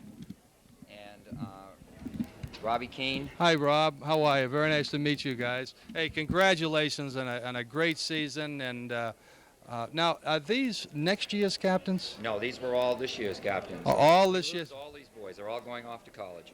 All right, well, congratulations, guys. And I did follow the soccer program, and I enjoyed reading the write-ups about Coach of the Year, and congratulations for a great season. Thank you, Gene. I think the next coach we have is the coach of the boys cross-country team and also the girls track team, Joe Cotillion. Hi, Joe. Nice to see you, Joe. Tell us about your rebuilding year.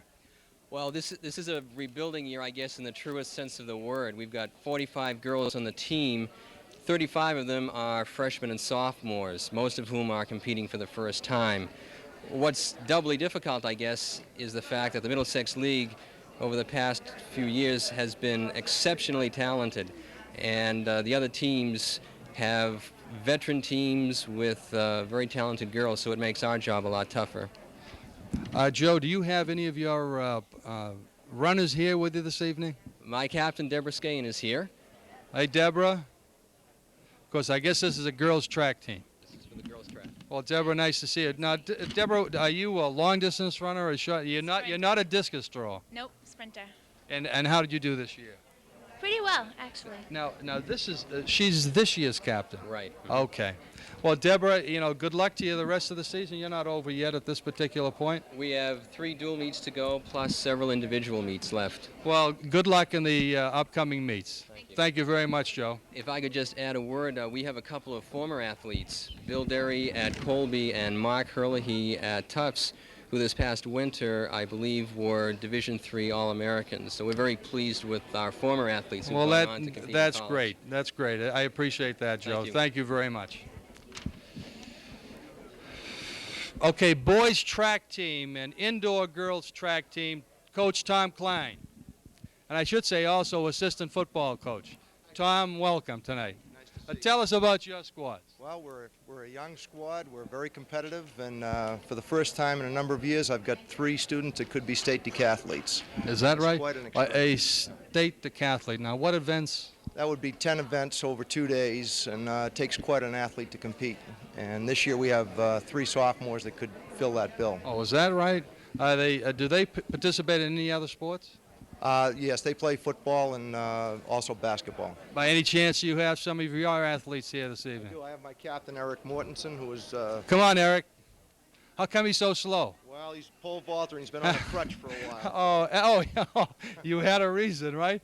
He's a pole. What? You were on a crutch? What happened, Just Eric? off a crutch. Hurt myself pole vaulting. Came down wrong. Then you were way up there when you fell, huh? How high? I'm going for 11 feet right now. Well, all right. Good luck to you, Eric. Thank you for coming here tonight. Tom, thanks a lot, Tom. Good luck to you in coming season. I'm not sure that I think that's all the high school coaches we have at this time. And they've asked me to slow down. So Marty is coming in here. You're going to ask me some questions, Marty? No. Where's Actually, Mike we could Lynch? do that. I'm We could pinch do that. hitting. I'd just like to tell you, you did a great job with these kids. And many of them were standing back there and didn't really see you play. Could you tell our TV audience what you did in high school? I mean, I think there are a lot of people out there who didn't see that. Well, what I did in high school, first of all, I played 3 sports. Yep. Football, basketball, and baseball. My last year, I was all scholastic, first team, in football, basketball, and baseball. All 3 of them? All 3 of them. And I was a decent football player, decent baseball player, decent basketball player. But like all us athletes, we had great teammates and also great coaches at the time. Henny Knowlton was the head football coach, and certainly his record stands on its own. We're very competitive during the 3 years. My last year here at Winchester, 1956, we were undefeated in football. We lost by 2 points the state championship in basketball. We were, I think we were in 3rd place in baseball, but our Little League team that year went to Williamsburg, Pennsylvania. I think we were the #1 lacrosse, New England cross-country team.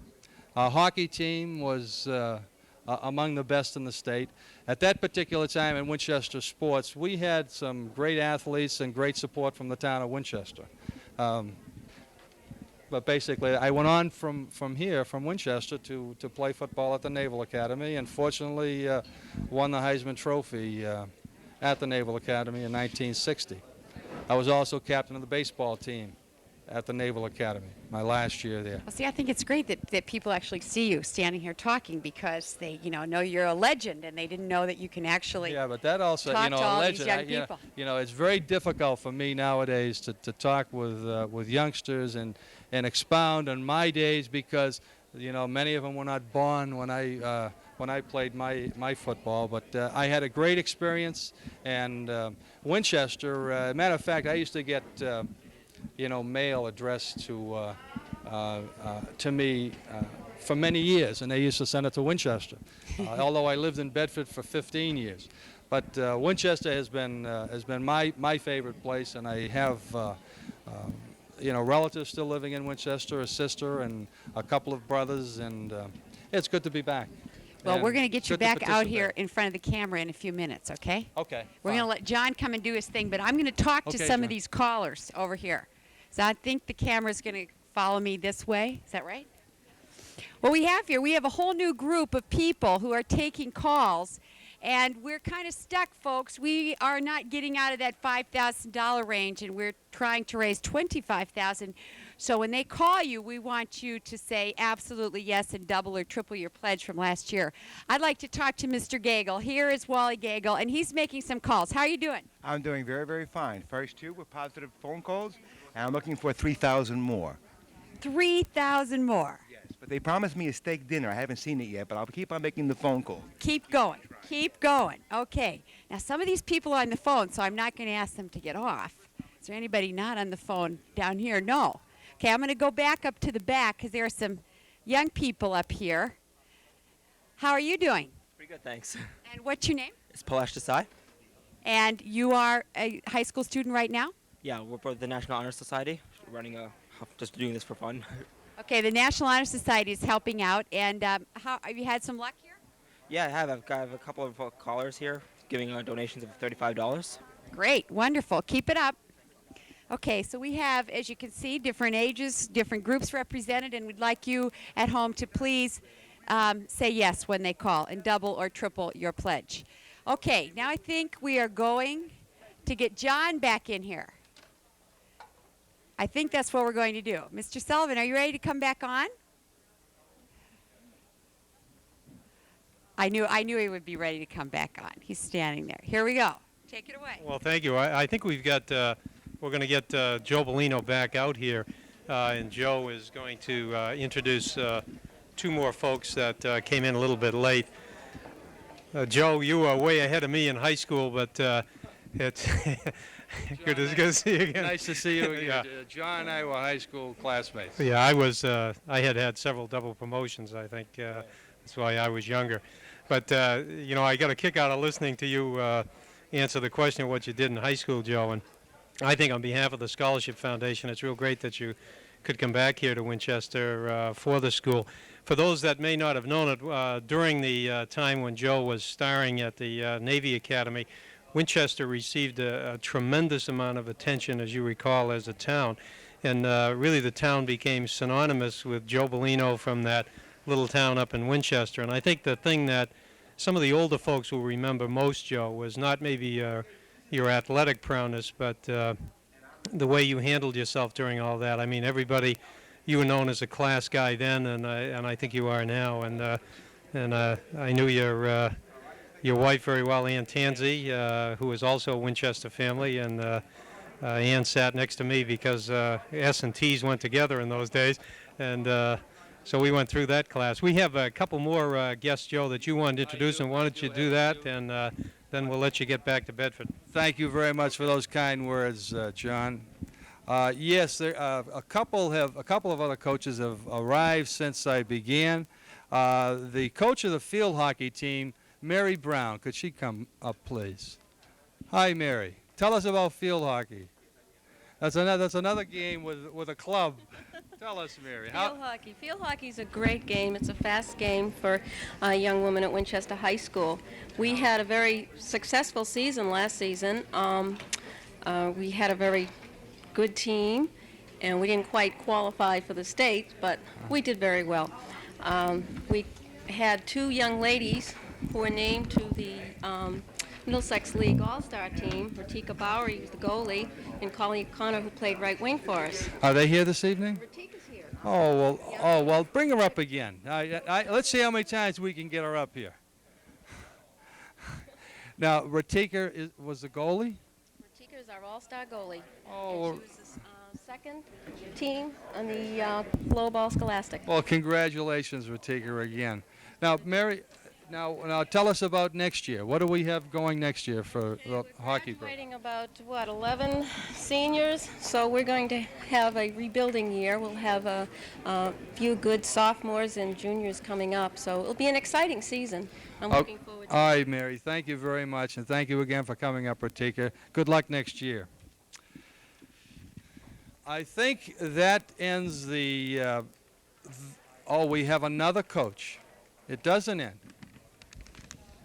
Well, I don't know him. He's going to have to introduce himself. I don't even want any hints. He's going to introduce himself. This is Larry Tremblay. I should have guessed you were the wrestling coach, Larry. Well, because you're big, I wouldn't want to mess with you. Larry, tell us about your wrestling team. This will be my 9th year coming back at Winchester. 9 years. Yes. Then you must have been the coach. My nephew Lenny. I came the season after him. My first top wrestler was probably Gary Rico. Oh, okay. So they were. Lenny was not. You didn't. This season coming back here will be my 9th. Oh, I see. I just finished my 8th. Okay. Now, what kind of a squad do you have this year, Larry? Average. We went 15-7. It's probably the worst record we've had since my first year. You know, I don't want to say this because it seems to me that Woburn had a pretty good wrestling team this year. So my question to you is, did we beat Woburn? No, we lost by 3 points. 3 points. A questionable call, questionable pin. Yeah. Not enough time. Yeah, we ran out of time. All right, Larry, you expect to have a pretty good squad next year? Is that it? Right. We've got some good veteran wrestlers coming back that are working hard, going to camp in the summertime, and I think that'll be the difference for us. Now, can you name 1, 2 of the 3 top wrestlers, and not necessarily. I say, I want you to give recognition to one of your team that really is the worker of the group. It doesn't have to be the best one, but the guy that gives more than 100%. All right. This year we had a sophomore named Roberto Saez that was 4th in the state as a sophomore. All right, now. He's a hard worker. We had Billy Murphy, who just finished up, who was excellent. He took 3rd in the state and 5th in New England. Any of the wrestlers football players? Yes, a few of them, but mostly the past few years have been soccer players that have been helping us out. Soccer players have. Okay, Larry, congratulations on your season this year, and good luck next year. Thank you very much. Are there any more coaches? That's it for the coaches. This next fellow I'd like to call up is Vandy French, who I think most of us know as the junior high principal, is also, I guess, in charge of the youth basketball program. And Vandy, I want to shake your hand. I knew I was taller than you. I know Vandy was a great basketball player in high school, but I don't think we ever stood up side by side.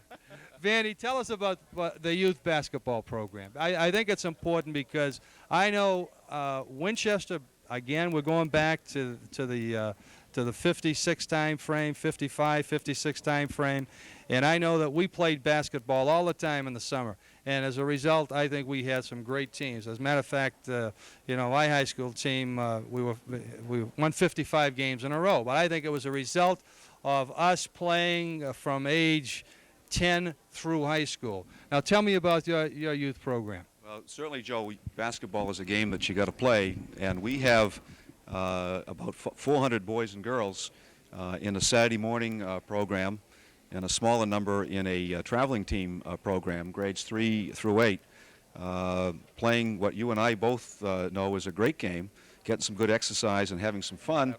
And we hope that we can put Winchester basketball back on top like it was when you and I played some years ago. Absolutely. I remember watching some of those teams, Joe, and they were great to watch.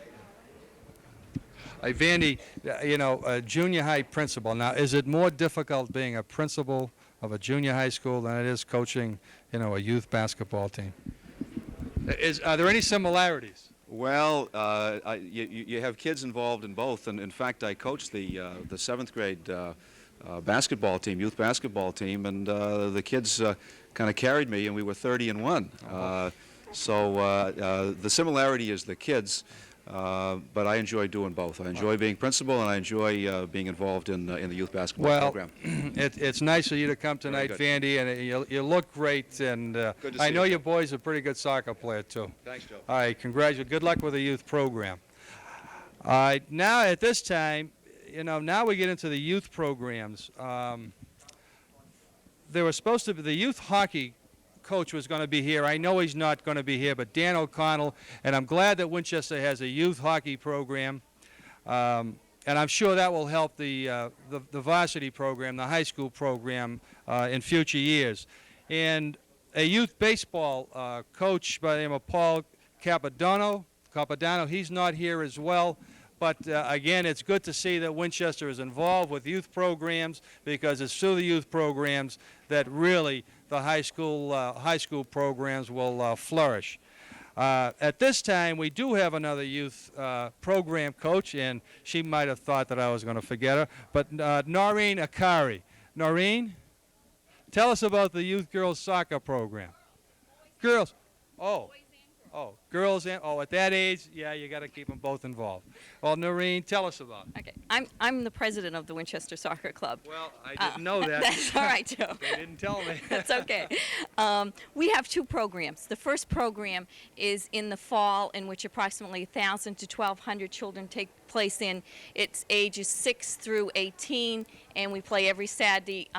They have a game for approximately 10 weeks. Some of the teams have playoffs at the end, depending on the age groups.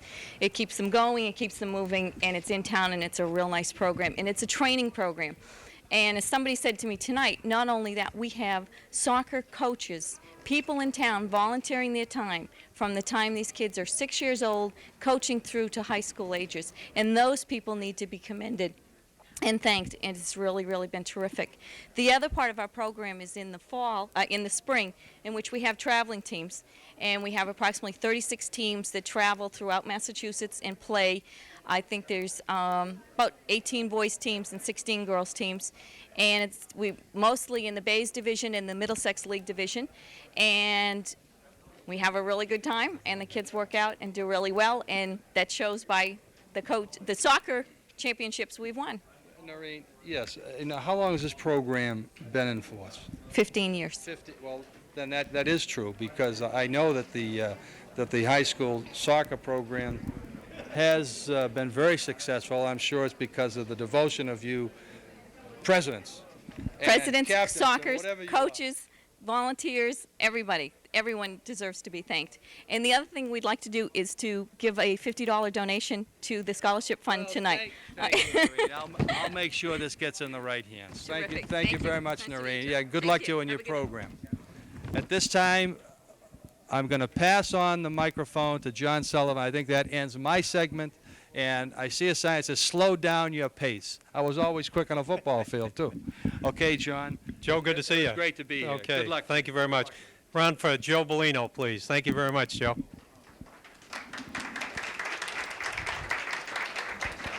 Ladies and gentlemen, we have as you know, we have over here a phone bank, and we're very lucky this evening in that the New England Telephone Company sent a very special representative over here tonight to help train our folks.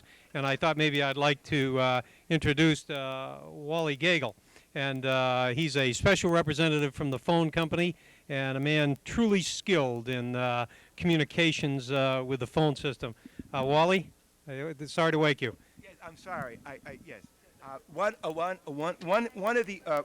the things you have to have is good communications, and you have to establish. You have to establish yourself. You and the people. You and the guys you're calling. Otherwise, you're not going to make any. We're going to make money. You're going to make money. Yes. I'm going to give you, for instance. First of all, this is called a finger. Now, you don't point the finger at the camera. You got to point the finger at the dials. We don't have a dial. There's no dial. There's no dial on this phone. Those are buttons. Oh, buttons. I'm sorry. We got. Oh, yes. Okay. What you do then is press these here, and then you get a person. Now, if you hold on for that, that's very pretty. It matches your suit. Yes. You got to point there. You got to put a hat on it. And then we have a card here. Hello, Mr. Podeed. Podeed, Oh, pothead. I'm sorry. Yes. We wonder if you would give us money. It isn't important who, but just would you give us some money? Things like that help out. This is a nice lady. Was glad to hear you speaking, ma'am. If you could, send the check. Send it to John. He needs the money, not us. All right. God bless you. Nice seeing you, John, in a new suit. Right. Yes, this is the last year you're going to be here. Ladies and gentlemen, we have some town guests with us today. But before we bring them on, let me switch it over to Dave Mortensen. Dave, you ready? Take it away. Thank you, John. And ladies and gentlemen, with us here now is Teddy Arvanitis, who is a representative of the Cambridgeport Bank. And Teddy, we thank you for coming down here tonight. It's my pleasure, David, to be here, and we're very, very happy to present a check to the Winchester Scholarship Foundation in the amount of $1,000 from the employees, the officers of Cambridgeport Bank, and especially our president, James Keegan. Well, thank you very much. That's a wonderful, wonderful contribution. And we are very happy that we're able to support the Winchester Scholarship Foundation. We're very happy that we're able to participate in this telethon. The Winchester Scholarship Foundation contributes a great deal to the community of Winchester. And I really, I would like to take this opportunity to commend the members of the board who are so capable in putting this telethon on and collecting this money for the foundation. Well, we thank you very much. This $1,000 check, ladies and gentlemen, will be a challenge to you if you are watching to wait no longer, but go to the phone and dial the number, which is 729-7500, and make your pledge to us tonight to help raise the money for the scholarships for Winchester youth.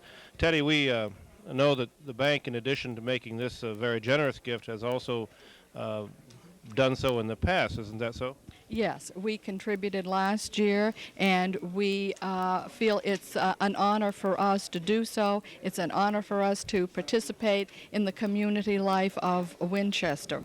Well, we thank you. You know, this is not the only organization or only activity in town which the Cambridgeport Bank has been kind enough to help with. Perhaps, as I understand it, you have helped with some of the sporting events in the past? Yes, we underwrite the Winchester Junior Tennis Championship annually. We are active in the Winchester Chamber of Commerce. We have participated in a financial program here at the Jenks Center for the seniors. And as I said, we're very proud to be contributors to the Winchester community.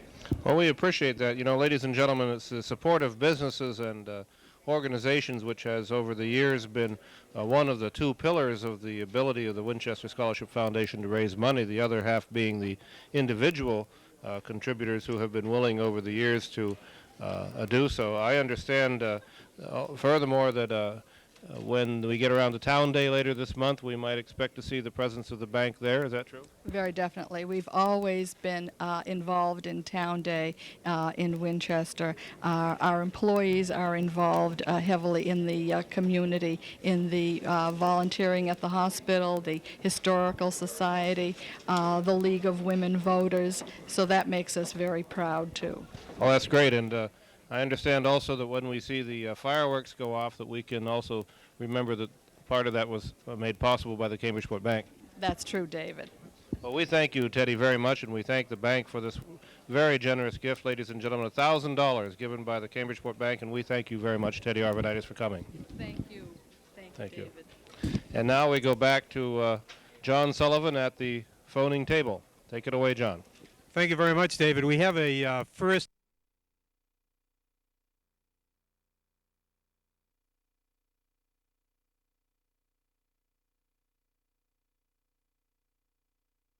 constituents tonight on behalf of the Winchester Scholarship Foundation. Well, we're looking for money. What do you mean, good night, Ed? Just hang on here a second, Ed. I know you haven't got cable TV because of the expense, but we really would like to hit you up. Maybe we could hit you up for $5. Oh, you'll do $5, huh? Okay. Would you do 20? This is going to be a progression, Ed. You guys from Fletcher School wouldn't understand these mathematical progressions. This is a function of E. I couldn't repeat that live, Ed. $50, and that's it. Okay, ladies and gentlemen, Ed O'Connell has given $50 to the Winchester Scholarship Foundation. Ed, on behalf of all the students at Winchester, thank you very much, and you're the first person to be done live, and we may do this again next year. Okay. Okay, sir. Good talking to you. Bye-bye. Well, ladies and gentlemen, you saw our first here in our Winchester Telethon. Let me introduce some of the other folks here. You all have met Dan Legata and Claire Kenny. How are you doing? I just wanted to say that I hurried to get here on time, and I found that the folks at home have been just fine, and they have happily donated their money and time. Very good, very good. We've got some clever people here tonight. You can see Todd Cronin, Marion Crandall, Nancy Clark, Connie Pappas, Rich Conway, and of course the guy from the New England Telephone Company who won't be here next year. And I see over on the clock on the wall that Dave Mortensen has a very special guest over there, a guy we all know around Winchester. And Dave, why don't you say hello to a mutual friend of ours? David? Thank you, John. Ladies and gentlemen, we have a very special guest with us this evening. It's my pleasure to introduce Austin Broadhurst, who needs no introduction to the town. Austin, welcome. Thank you, David, very much. I'd be very impressed with that very special if I hadn't been watching the program and known that you said that to all of your guests. But it's a tremendous privilege for me to be down here. I've had the pleasure of being involved with the foundation now for, well, more years than I can remember. I suppose it's 12 or 15 as a trustee of the foundation. And the trustees, as Dan earlier said, have the task of investing the funds which the foundation has received in years gone by when the foundation was able to reserve some part of its contributions. And of course, in addition to the regular contributions, annual contributions from things like the Telethon, the foundation has been the very grateful and very happy recipient of fairly large memorial gifts that have been received from various people. Mickey Merling was on earlier. I saw him with that magnificent check for $10,000. The friends and admirers of Bob and Lorraine Ingram have contributed a considerable amount of money to the foundation in their memory, and there have been many other memorial gifts as well, so that we've been able to accumulate a certain amount of money to make up with the annual campaign, the Telethon, the sum of money, which last year was $96,000, or 4.5 times the Telethon amount that we were able to give or have the scholarship committee give as scholarships to students from the high school. Well, we thank you. And Austin, we know that the trustees have been very effective over the years, and yet were it not, in addition to the what the endowment is able to earn, what we get in the annual giving, that which is represented by tonight, we really would not be able to keep the program going, would we? We certainly would not. The wonderful thing about the foundation, and it's been a wonderful thing to my personal knowledge for more years than I should say, is the fact that this is an activity which the whole town has supported. And the support has been the thing which has kept the foundation alive. It's not only the financial support, which is absolutely vital, of course, but the fact that so many people, like particularly you, David, have given to the organization and operation, management, and so forth and so on throughout the years. You're very kind. We know that Austin has been very active. You were a selectman and more recently a trustee of the library, am I correct? No, I was chairman of the finance committee, David, for a couple of years, and then it was always a tradition for the finance committee chairman to run for the board of selectmen. But as chairman of the finance committee, I knew who spent the money. So I ran for and got elected to the school committee, and I got my successor as chairman of the finance committee. This is a story I like to tell, to run for the school committee. And then I got another fellow from the finance committee, so we made up half of the then 6 members of the school committee, and we managed the affairs of the school department so well that in the following 3 years the school budget only doubled. Well, we like that very much. I see you come bearing gifts here this evening. Well, somebody called me up and said, wouldn't you like to make a small gift to the foundation? And I said, Well, you twisted my arm, and I see David Mortensen and Dan Legata down there, so I brought a check with me. Well, we thank you very much, and ladies and gentlemen, here you see a long-standing supporter of the foundation and of many community activities, lending his support. We thank you, Austin, and your wife for this generous gift of $150. Thank you very much. My pleasure.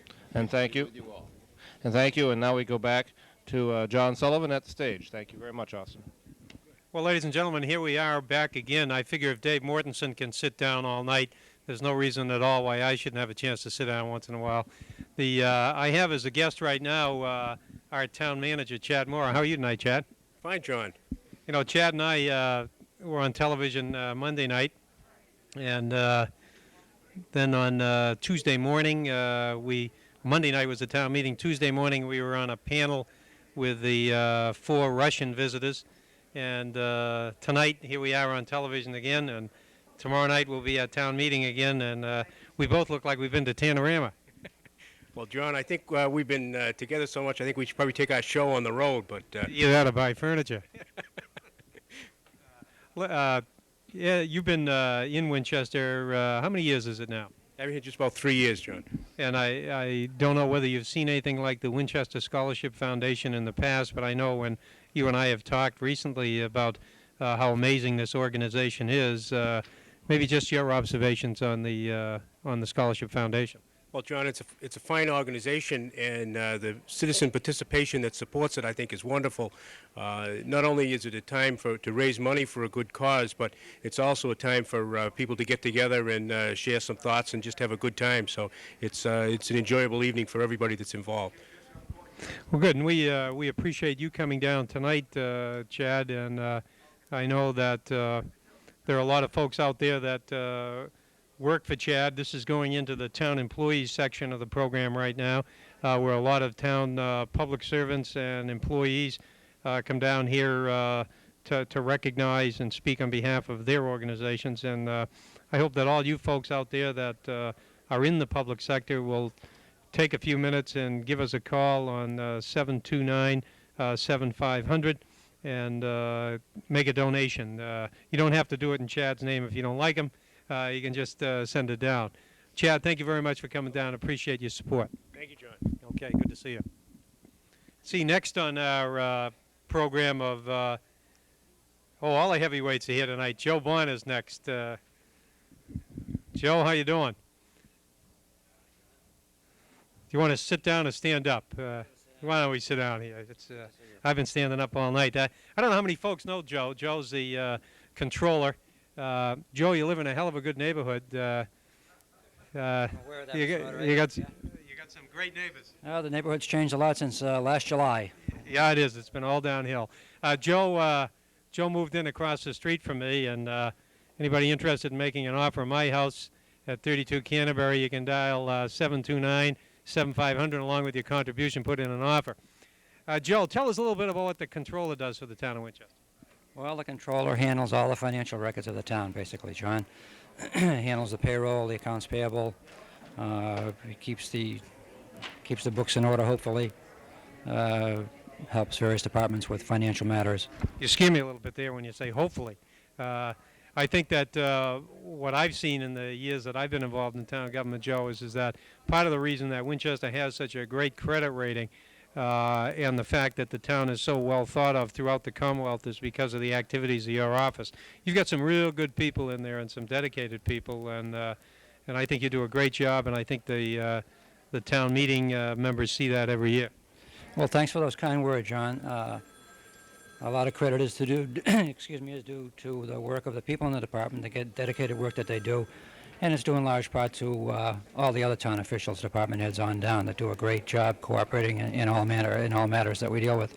And I know you got a tough job trying to keep that police department in shape too down there. Those guys kind of run rampant. I see the chief here, and he doesn't hesitate to spend a buck. So I know you got to keep your eyes on him, and that must be a tough part of the job. Well, it's becoming a full-time effort at this point, John. Very good, very good. And Joe, you've got a couple of boys in school right now. You got a boy at Merrimack and one at Tufts, so you know what the cost of education is. And you got any words to those folks out there that might like to send a buck into the Scholarship Foundation? Well, I would encourage them to do so, John. I think everybody involved with this effort to the benefit of the foundation is doing a great job helping people with what seems to be an insurmountable thing. Meeting college costs is a great thing that they do. Well, very good, Joe. I thank you very much for coming down, and please say hello to all the folks in the town hall for me. Good to see you. Okay, next on the, I think we have Bob McElhenney. Oh, there he is. There he is. Chief McElhenney, another one of the big spenders. Hi, Bob. Good to see you. Yeah, sit down. Hi, John. I think everybody knows who Bob McElhenney is. Bob is the chief of the fire department and a good friend of mine, a good friend of a lot of people out there. How you doing? Very well, thank you, John. And how's everything going this evening? Collecting a lot of money? We're making a couple of bucks here. You know, I see that they're about ready to fill in some numbers there on the chart. They got another book filled in. Dean, what's that bring us up to? We're up to 9,000 on 25, Chief. So you bring us a good omen. We get a couple of grand when you just come up here. Yeah, well, that goes with the fire department, I guess. We're all, great supporters of the foundation there at the fire department. And I was very fortunate myself, having 6 children, and my first 2 boys that went on to college was helped tremendously by the Scholarship Foundation.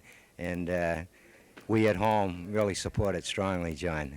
Well, that's great, and I know a lot of the firefighters in town, and I know a lot of them over the years, Bob. And it's really amazing to me the amount of time that they individually devote to the youth of Winchester, above and beyond being a fireman. But I think it's the fact that they're in town and they see the youth at work and really do a bang-up job encouraging the kids. And I know they have been a big supporter in terms of their services for the Scholarship Foundation and various events. And I think on behalf of the town and under your leadership, we really appreciate that. Oh, thank you, John, for all the good compliments. And I hope that we'll continue to be supporters for all the activities in the town.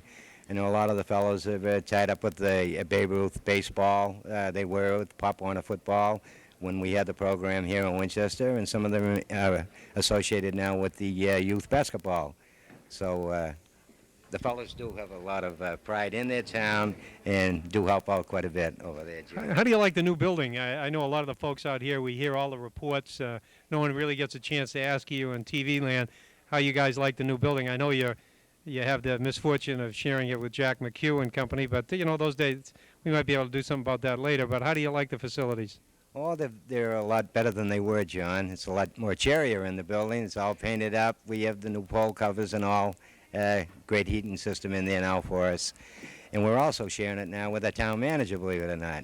Well, that's really depressing. That is at times. It is at times, John. I'll offer it up, Bob. And, things are going to pick up. The person on the Historical Society told me tonight that they thought they'd have the town hall done by September.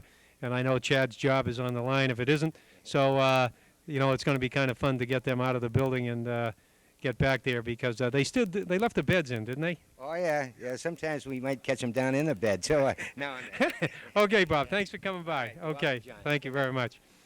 And next we have the auxiliary police. The chief of the police department, Jack McHugh. How are you, sir? Good. You might as well stand because you're not going to be here long. No, sit down. Yeah, I think everybody knows Jack McHugh. Jack, you've had a group of kids go through the Winchester school system and have seen the Winchester school system and the benefits of it. And maybe you might have some observations on the Scholarship Foundation. Well, I think the Scholarship Foundation actually is Winchester in action, to be quite frank with you. People are community-minded, community-spirit, and this is an excellent opportunity to show your appreciation for everything that the town has done for you. In my own personal life, I had 8 children. My oldest boy went to college. He was supported by the Scholarship Foundation.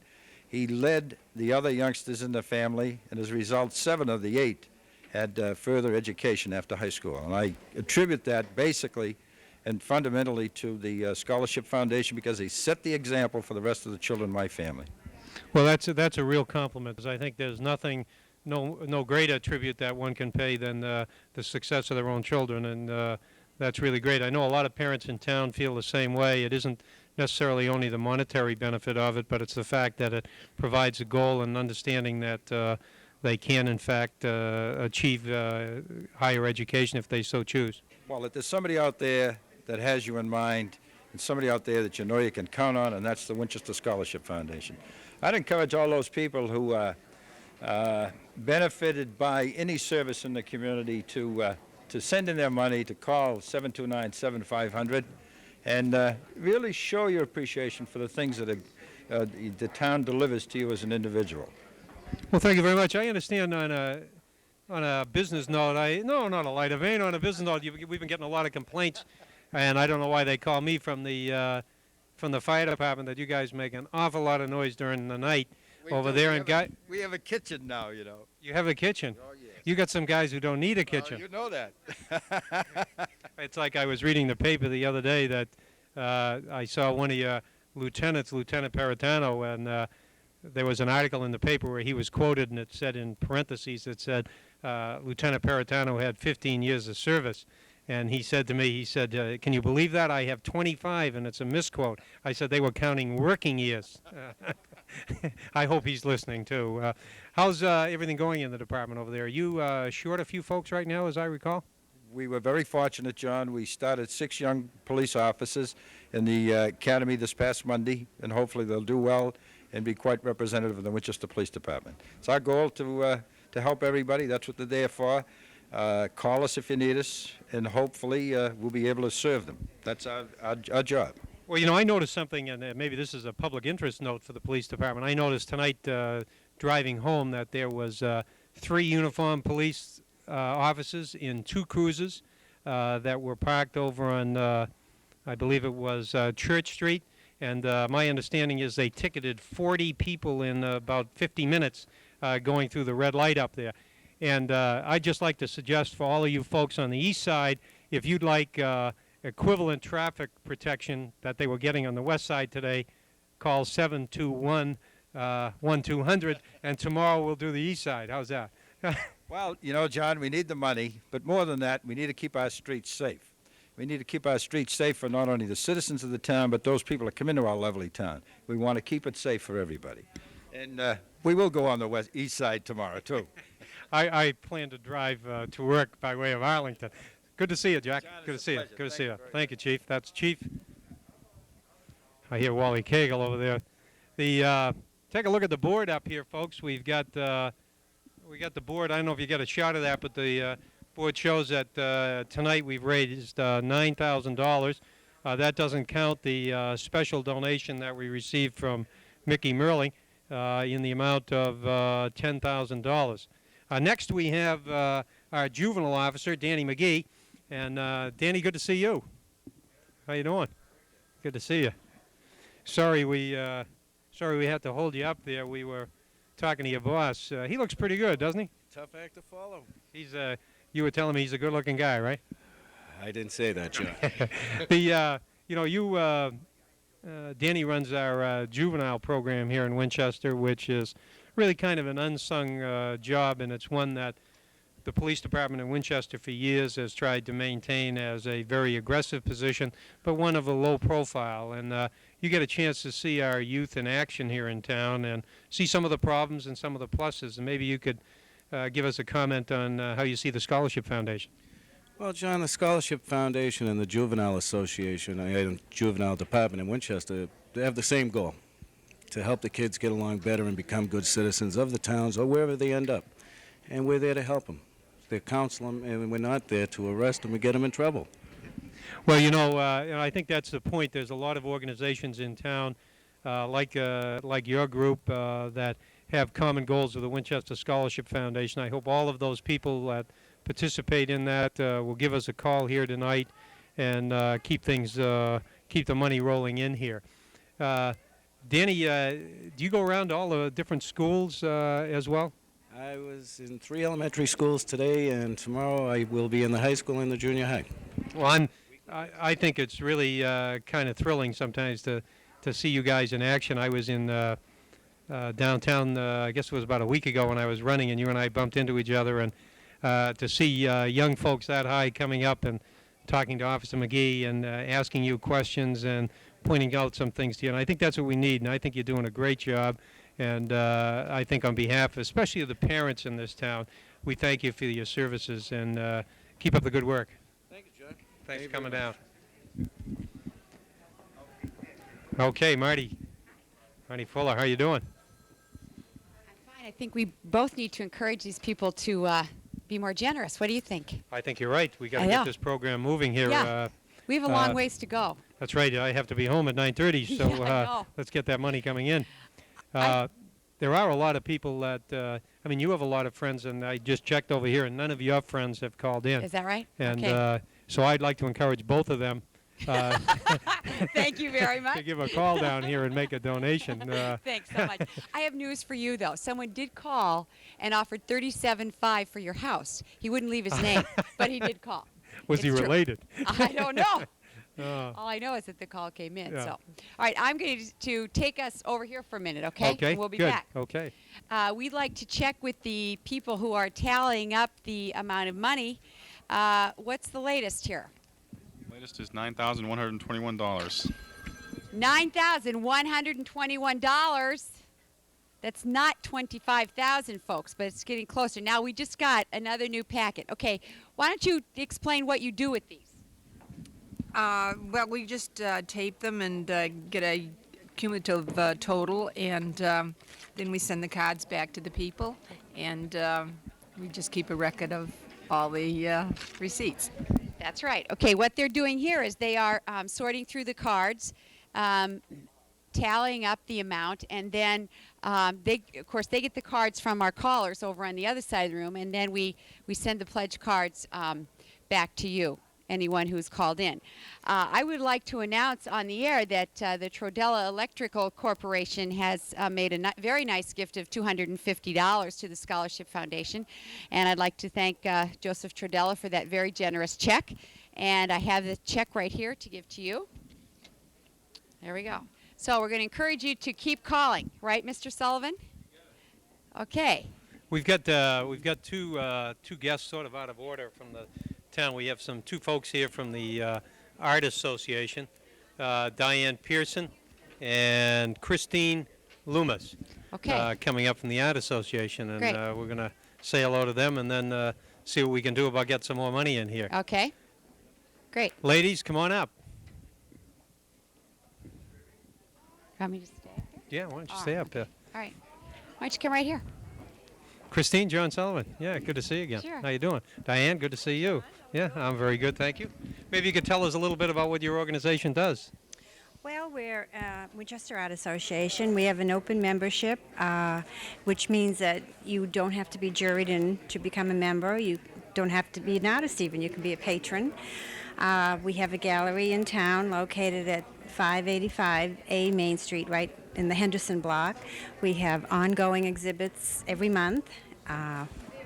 The various people that would like to join the association would get a lot of visibility because we have ongoing exhibits at the Cambridgeport Bank and the Winchester Co-op Bank. We also have an annual library exhibit that's on right now.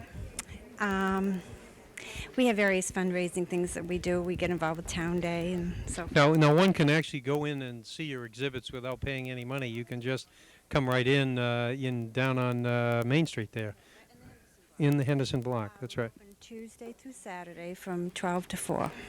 Okay, Diane, do you get much following down there? Do you get a lot of folks coming in? Oh, yes, they come from everywhere. All the surrounding communities and Boston and Cambridge. All the way from Boston. Boston. That's a biggie. Sometimes from Lowell.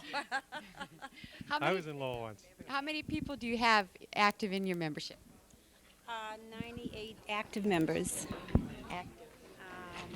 So that means, are you implying that you have a number of inactive members who come? No, that's our membership. Oh, okay. I would say probably 3 people are just patrons. So we basically have 95 active artists. Yeah, oh, that's great. We have 3 member shows a year, and all the other shows are 1- and 2-person shows of our members. And there's a very exciting show down there now. You know, when you look at the Winchester Scholarship Foundation, Winchester has for years put out a lot of good art talent, both into the commercial sector as well as the private sector. And I think that my guess would be that the Winchester Scholarship Foundation has provided quite a bit of benefits to various art students. Absolutely. In fact, Chris is a recipient. Oh, that's right. Mm-hmm. Ah. Oh, no kidding. Now, did you go on to study art? I went to the museum school in Boston. Oh, sure. Yeah. Well, very good. Our members have been scholarship recipients from the Scholarship Foundation. But we have a very special program I'd like to talk about. Certainly, go ahead. Having to do with the scholarship. And the Art Association has a program that raises money directly and specifically for scholarship for students that we give to the Scholarship Foundation. Each year we run a program which we call picture lending. We have picture lending parties twice a year. People pay an annual, what is it, $20? $20. And they get to take a painting home for 6 months, return it after 6 months, at a house party, and this year it's going to be at the town hall in the new gallery, in the new Winchester room. And then they get to take another picture home for another 6 months. So they get a beautiful painting or a piece of artwork for $20. And it's fully tax deductible, and the money goes to the Scholarship Foundation for an art scholarship. So if people are interested, they can not only donate their money, but they can get something for it too. Well, that sounds So we like all a work very, together Very for- interesting idea. Well, for all you folks out there that are patrons of the arts and obviously members of this association, we certainly would appreciate you giving us a call here down to our telephone line, 729-7500, and we'd like to thank you all for coming down. And Just get in touch with us if they want to I've got join. some. Can I lend some of my old pictures out as well? We have to look them over first. Oh, okay. Oh, that kind of group. Okay, well, thank you for coming down. Good to see you Thanks again, very much Christine. for Yeah, coming. Good to see you, Diane. Okay. Good to see you. Okay, bye. Okay. Okay. Well, Marty, you going to Wait, rent wait. one of those pictures? I don't know. I'll sure sounds think like- about it. sounds I like a think pretty it's, good deal.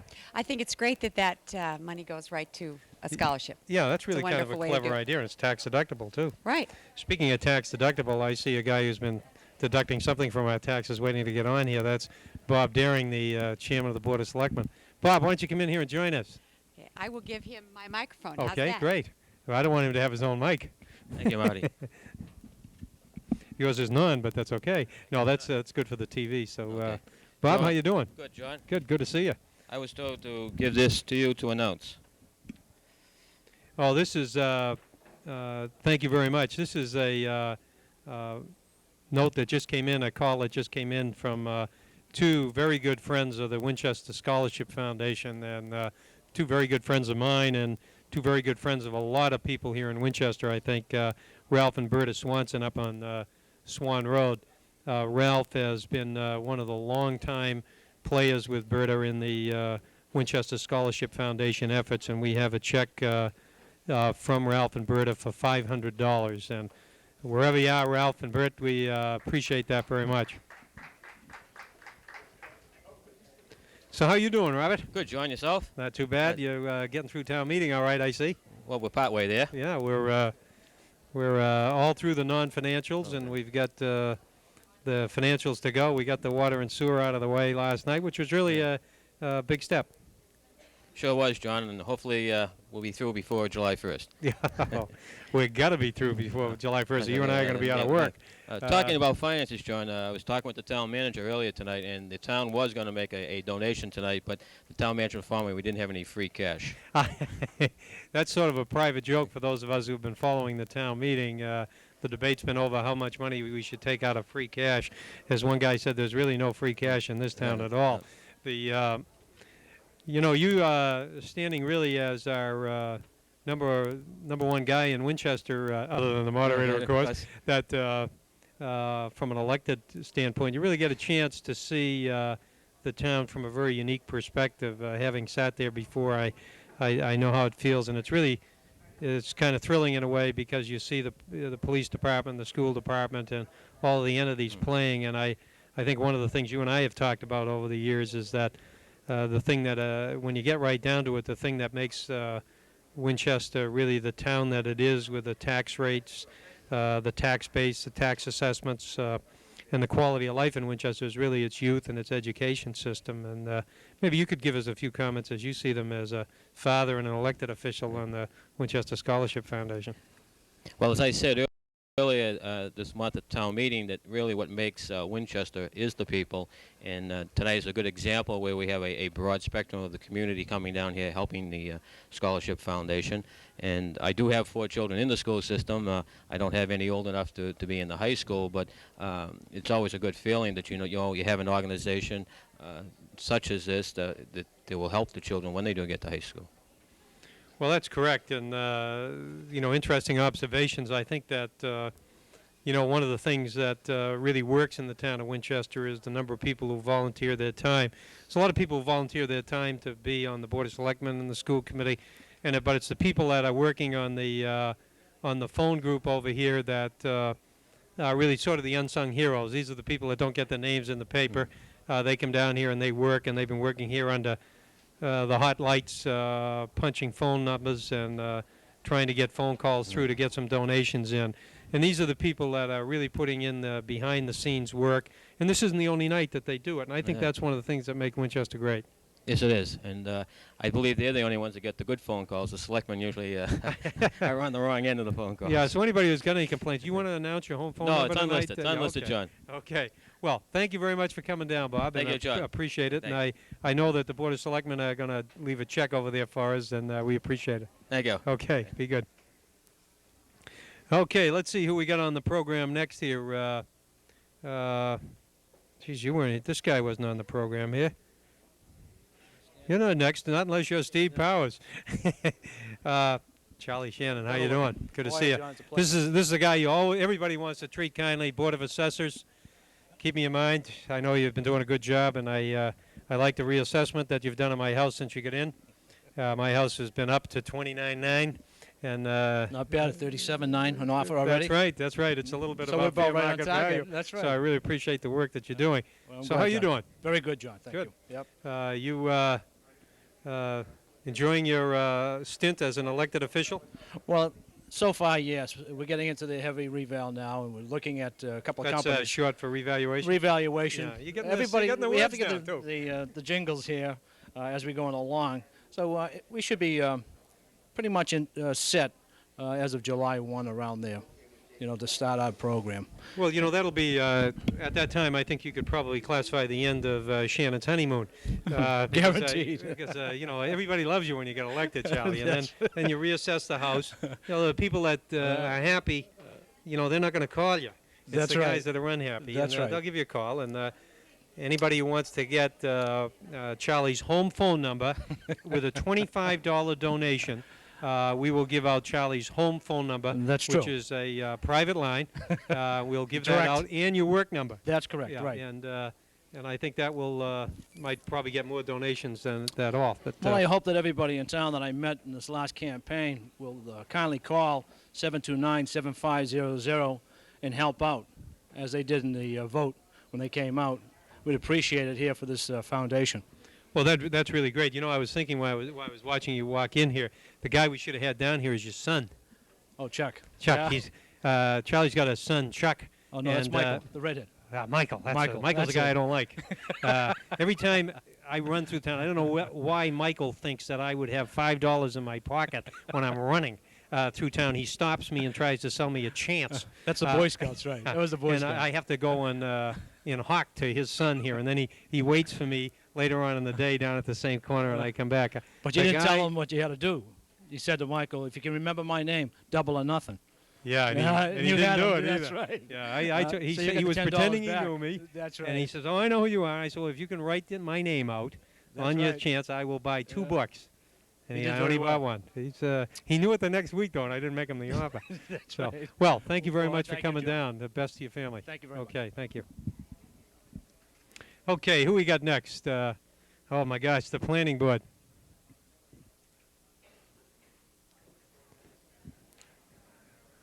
Good evening, Dan Chain. How are you, sir? I think everybody knows Dan. Who's? Why don't you come over here, closer to me? You don't have to be ashamed to be near me. Well, you do good work. I think I'd like to be standing next to you, John. This is a terrible thing for a town official to admit, but I spent 4 years in Winchester High School under a car. So before I came down here tonight, I did a little bit of research about the Scholarship Foundation. And my high school class this year is having its 30th reunion. And so I went up into my attic, which looks a little bit like Town Hall does right now, and I found a record of our class, which shows that 14 people in the class of 1958 from all walks of life in Winchester benefited from the Winchester Scholarship Foundation. Everyone. I looked very hard to see my face, but I couldn't see it, and I wish I had worked harder.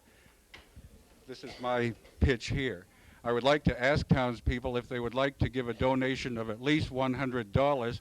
I will take the car that I was under for 4 years and give them a scenic tour of Winchester, my 1925 Model T, for a $100 donation. So please call 729-7500. Now that's a very interesting offer, Dan. Let me see if I can explain that, because most of you folks don't know Dan. Dan probably knows as much about the history of Winchester as anybody that I know, let's say that, so as not to offend anybody. But Dan really knows where this town came from, as more stuff in his attic than we probably do have in the town hall. Knows all of the history of the town, and he has an old car, which is, what's the year of your car? It's a 1925 Model T Ford. 1925 Model T Ford. You probably see him driving around town, especially during election time.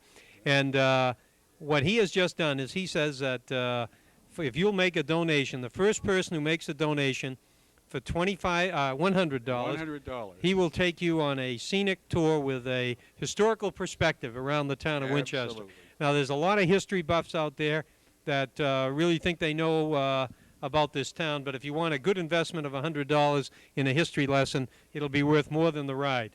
And will you promise to do it on a good day? We'll do it on a good day, and I'll put new flowers in the flower vases in the car as well. Well, Dan, thank you very much. I appreciate you coming down. Enjoyed seeing you. Okay, let's see. Ellen Browning, yeah. I was about ready to introduce you before, Ellen, and you came in. How you doing? How's everything over in the library? Just fine. Good. Just fine. Maybe you could tell us a little bit about what's going on in the library these days. Well, you'll hear a lot more at town meeting, but we hope to be given some money for plans and specification study, and then with that money, apply to the state for some funds to renovate our library. Is the Finance Committee supporting you on that? Yes. Well, do you need some folks down there to help you down at town meeting? Oh, all the town meeting members to vote yes, of course. You know, I think that a lot of folks in town use our library tremendously. It isn't just the youth, it's really all walks of life use that library, from senior citizens right down to the preschool children. And I think that if there's something that really needs to be supported this year, it's the library. And I hope that you just coming down here, maybe we'll get some pressure on some of the town meeting members to give some thought to it. Yes, I hope we have your vote too. Oh, of course, I'm impartial. Yes, in case you didn't notice that. But I'll tell you what, if it comes down to my vote, you will have my vote on the library. And I usually don't vote unless it's a tie. And then when it's a tie, I usually recount. But I don't know if you've got any thoughts about the Winchester Scholarship Foundation that you might like to share with us. Well, I have to be very honest and tell you this is my first exposure to the Winchester Scholarship Foundation, but it's a wonderful idea to raise this money, and I wish those red books were climbing right up to $25,000. I just looked behind us right now. If we could just get a shot of that, it looks like we're up to $12,000. So we're making a little bit of headway out there, and if we could get those folks at home really to kick in here and make that phone call, it would be real good. I want to thank you for coming down. Okay. Yeah. Okay. Good. Oh, very good. Ted Koppel. Okay. We got the chairman of the Council on Youth out there. There he is, Brad Bailey. Brad, how you doing? Good to see you. Why don't you sit down? I make the guys that are taller than me sit down here. I'm going to stand, but no. In fact, here's a microphone here. That one works. How you doing? I'm doing well. Maybe you ought to tell us what your group does. Well, I'm the chairperson of the Council on Youth, and the council is an organization which is loosely charged with the taking care of the interests and the needs of the youth in Winchester. Youth is rather broadly interpreted by all of us. It means anyone from high school ages all the way down to the elementary level. On our committee, there are 4 members of the citizenry at large, all appointed by the Board of Selectmen. There is a Board of Selectmen appointee who sits in on the council. That has been Bob Deering. There's also a school committee appointee who has been Michael Ronayne. And then we also have 5 high school students that also sit in and represent the high school on the council. Now, how often do you meet, Brad? Council meets at this stage about once a month, and we get together and plan various activities, initiatives for the youth in the town. We've particularly targeted 3 areas this year. The first has been drug and alcohol awareness. In that regard, we participated in the high school drug and alcohol awareness program. We are bringing on May 20th to the high school, with the assistance of the high school, the mother of the late Len Bias, to give a talk to the high school students as well. The other initiatives that we are pursuing at this stage is we're working on getting community assistance in keeping the youth center going, which is something that we may have to rely on completely given tighter fiscal problems in the community. In addition to that, we also have had a raffle in which we have raised some money that we wish to give to a high school junior or senior to assist them in with tuition in the future. So many of our goals are very much in conjunction with the Winchester Scholarship Foundation as well. So we're very interested in supporting the Scholarship Foundation and very appreciative of all they've done for the community. Well, we appreciate it very much, and I know that for those of us that have followed your activities of your group, we appreciate the time that you put in. It's another group that donates its time. And are you a Winchester native?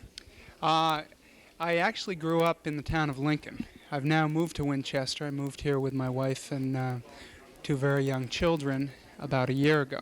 And we are just very, very happy here. We moved to Winchester because of all the programs and the opportunities that Winchester has.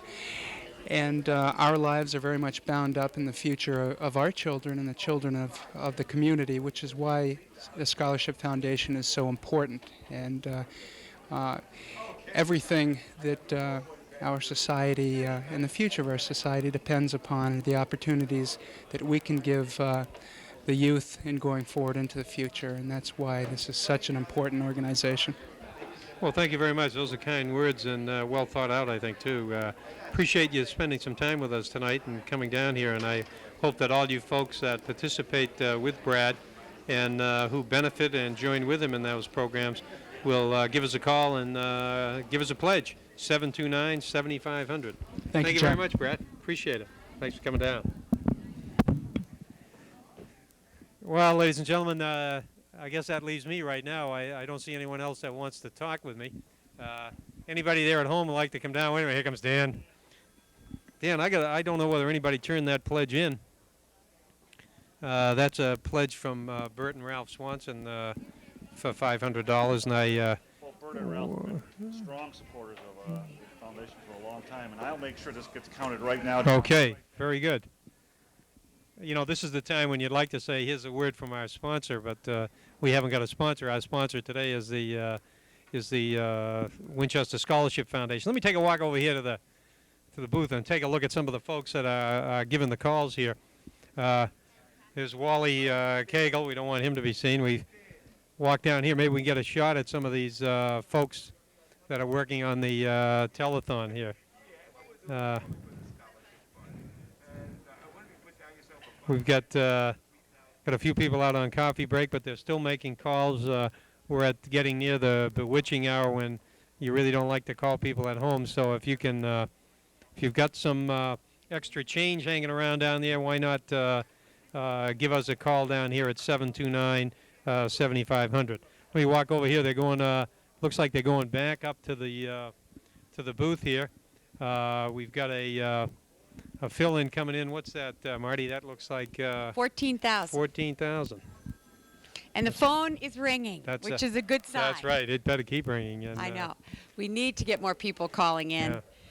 We may have to go out in the street and get some more people You to think interview. so? We may have to stay here for a long time afterwards and call, but that's right. Oh, there Okay, it here he is. It's Calling it in. $14,000. Well, it's not our goal, John. We're way below our goal, Way but below. we're very grateful for. Yeah, I those think people. Dan Legato will probably have to make up the difference. Yeah, you think that could happen? Yeah, well, he's got to. Yeah. Oh, I know. We all know that, right? No problem with that. We would just like to encourage all of you at home to be generous and support our young people. They need it now more than ever. The cost of a college education is increasing every semester. Yeah, it really is amazing. As we speak tonight, coming home on the radio, I heard where one of the local colleges had just announced its increase in tuition, I think by about 8%. Mm-hmm. And you start throwing those numbers around, and 8%, it's bad enough if you got one child in college. But we've talked to a few people tonight. One person in particular, I think, had 3 children in college, and I'm not sure we could help him at all with at that point in time. That's a lot of money going out. That is a great deal of money, but for all of the people who are old enough to be out of college and who are benefiting from that education in terms of their economic resources, they should think about what it was like to pay $600 for a semester versus $12,000 to $16,000 to Yeah. $18,000 to $20,000 for the year. I'd like them to think about that. Well, this is kind of a fun night for me in a way, and this is my second year on the telethon, because I graduated with Joe Bellino, who was here tonight, who you got very kindly to recap his career. And I was the recipient of a Winchester Scholarship Foundation back in 1956. And it really meant a lot at the time, because the Winchester Scholarship Foundation at that time was one of the few groups that was providing scholarship monies in all of the surrounding towns. And, of course, the universities at that time didn't give the kind of financial aid that they do now. And there were a lot of kids in Winchester at that time who, quite frankly, couldn't have gone to school if they didn't have the support from the Scholarship Foundation. I think the thing that's unique in Winchester is there is essentially nobody who has the capability to go to school that is denied financial support by the Winchester Scholarship Foundation. We need to keep that going. And the only way we're going to keep that going is if we get some money coming in here. And just think, he received a scholarship, folks. He did. And look what happened to him. And you can do that for somebody else. They probably won't send anything in now. No. It's all that downhill was meant from as here. a compliment. That was definitely meant as a compliment. Let's bring in the chairperson of this event and the president of the Scholarship Foundation. That and let's seems let like a them great try idea. to get this audience going Everybody for the last knows. 5 minutes. Everybody knows Dan Legato. Who's the one in the gray? Everybody knows Connie Pappas. Dan Legato. Thank you very much, Marty. Pappas. Want me to take this away from you? Sure, go right Okay, ahead. thank you. No problem. Well, we are a little disappointed as we look at the tote board this evening, but I understand we have a great deal of competition tonight. We have the Bruins, we have the Red Sox, and we have the Celtics. We have many telephone calls where there was no answer or we spoke to an answering machine. And we also have a number of people who asked us to send them a pledge card so they could fill in their own number. So I'm confident that that's going to go up. We're going to stay here and keep calling people until about 10 o'clock. After we go off the air, we'll still be calling. So if you get a telephone call, please give all that you can. We need your support. Connie? Thanks, Dan. I'd like to take a moment and change the focus of our conversation here and thank everybody who has so graciously given their time and effort this evening to help us. Even though the results don't look as wonderful as we'd like them to, I'm optimistic that we will get up to that number. But in any case, the show of support here this evening by so very many people who have come to help us with the phones, who have volunteered to help us in other capacities, and those people who have made contributions, it's just been great, and we really appreciate it. And what's more, and what I love to see, is that the support is coming from all corners of the town. Everybody in the community, no matter what walk of life and no matter what their personal financial situation is, has been enthusiastic and very helpful in making this event what it has become, which is a unified support from everyone in the community for our effort. So Dan, don't be glum. We will do it yet. I am convinced that we will make our goal, and we'll try again tonight for a while longer. See, you're not an optimist. Already added 2 more thousand. She started talking. We got another $2,000 there. You know, Okay. I think, Dan, just a note. You know, we've thanked a lot of people here on behalf, and most of us just thank you folks for allowing us to participate. But I think a real tough thing is to put one of these things together. It's easy to stand up here at a microphone to arrive 1 minute before the thing starts and stand up. Well, I wasn't that late, but to come in late and have Dan brief you on what to do and meet a few folks, but there's been a lot of work, and I guess Connie is the one who's kind of pulled this thing together, and it's not an easy job. You know, we've got a phone bank over here that's had probably almost 60 to 80 folks work it tonight. Those people had to be brought in here to be scheduled. We've got folks answering phones, mailing out pledges, and all of this is extremely well organized. And the cable TV network is down here with, looks like they got half of NBC in here, all kinds of equipment. And I think on behalf of all of us recipients and ex-recipients, I'd like to say thank to both Dan and Connie for a great job. Bravo. Thank you very much. Thank you. I would like to also say thank you to these two camera people right here, Pam Jervey and June Kessel, and they have stood there since 6:15, and we thank you. They have not left. I noticed they've been doing a lot of close-ups on you. No, Is that part of the look at deal? them. They didn't have one break. You had a break. Everybody had a break. There's They've a been good standing picture there. of them, yeah. And the Continental crew is back in the back there working hard, and they were very, very good and cooperative, and we should thank them very much for all of their help with this. So, Okay. what do you think? Was that it? I think that's it, but you can That's call tonight. 729-7500 until 10 o'clock, our president says. So do that. And on behalf of everybody here, I guess it's good night. Good night. Good night, Thank you folks. very much. Thank you for calling in, and hope to hear from you in the next half hour.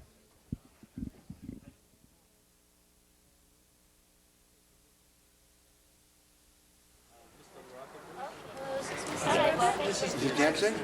Hi, this is Marty Gables from Winchester High School. And I'm calling on behalf of the Scholarship Fund. We're asking that council to help us out with a pledge for our college and grade school with a small donation. And the cap funds for small donations are tax deductible. And it's a non. Okay, 5, 10, 15, that'd be good. Thank you very much. Yeah, ma'am, I put it down, let me send you a reminder card. It's tax deductible. I need to know. I can put that out right here. Let me send you the card. Gee, that's swell. God bless you. Thank you so much.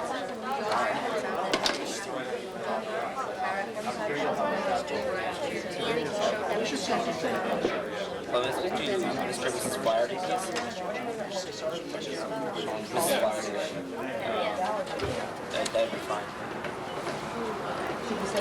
Well, we're from the Winchester Scholarship Foundation, and I was wondering if this kid would be interested in making a Mrs. Flyer. You found your number. Oh, okay. No, I think I'll just send some information. Can I get her card?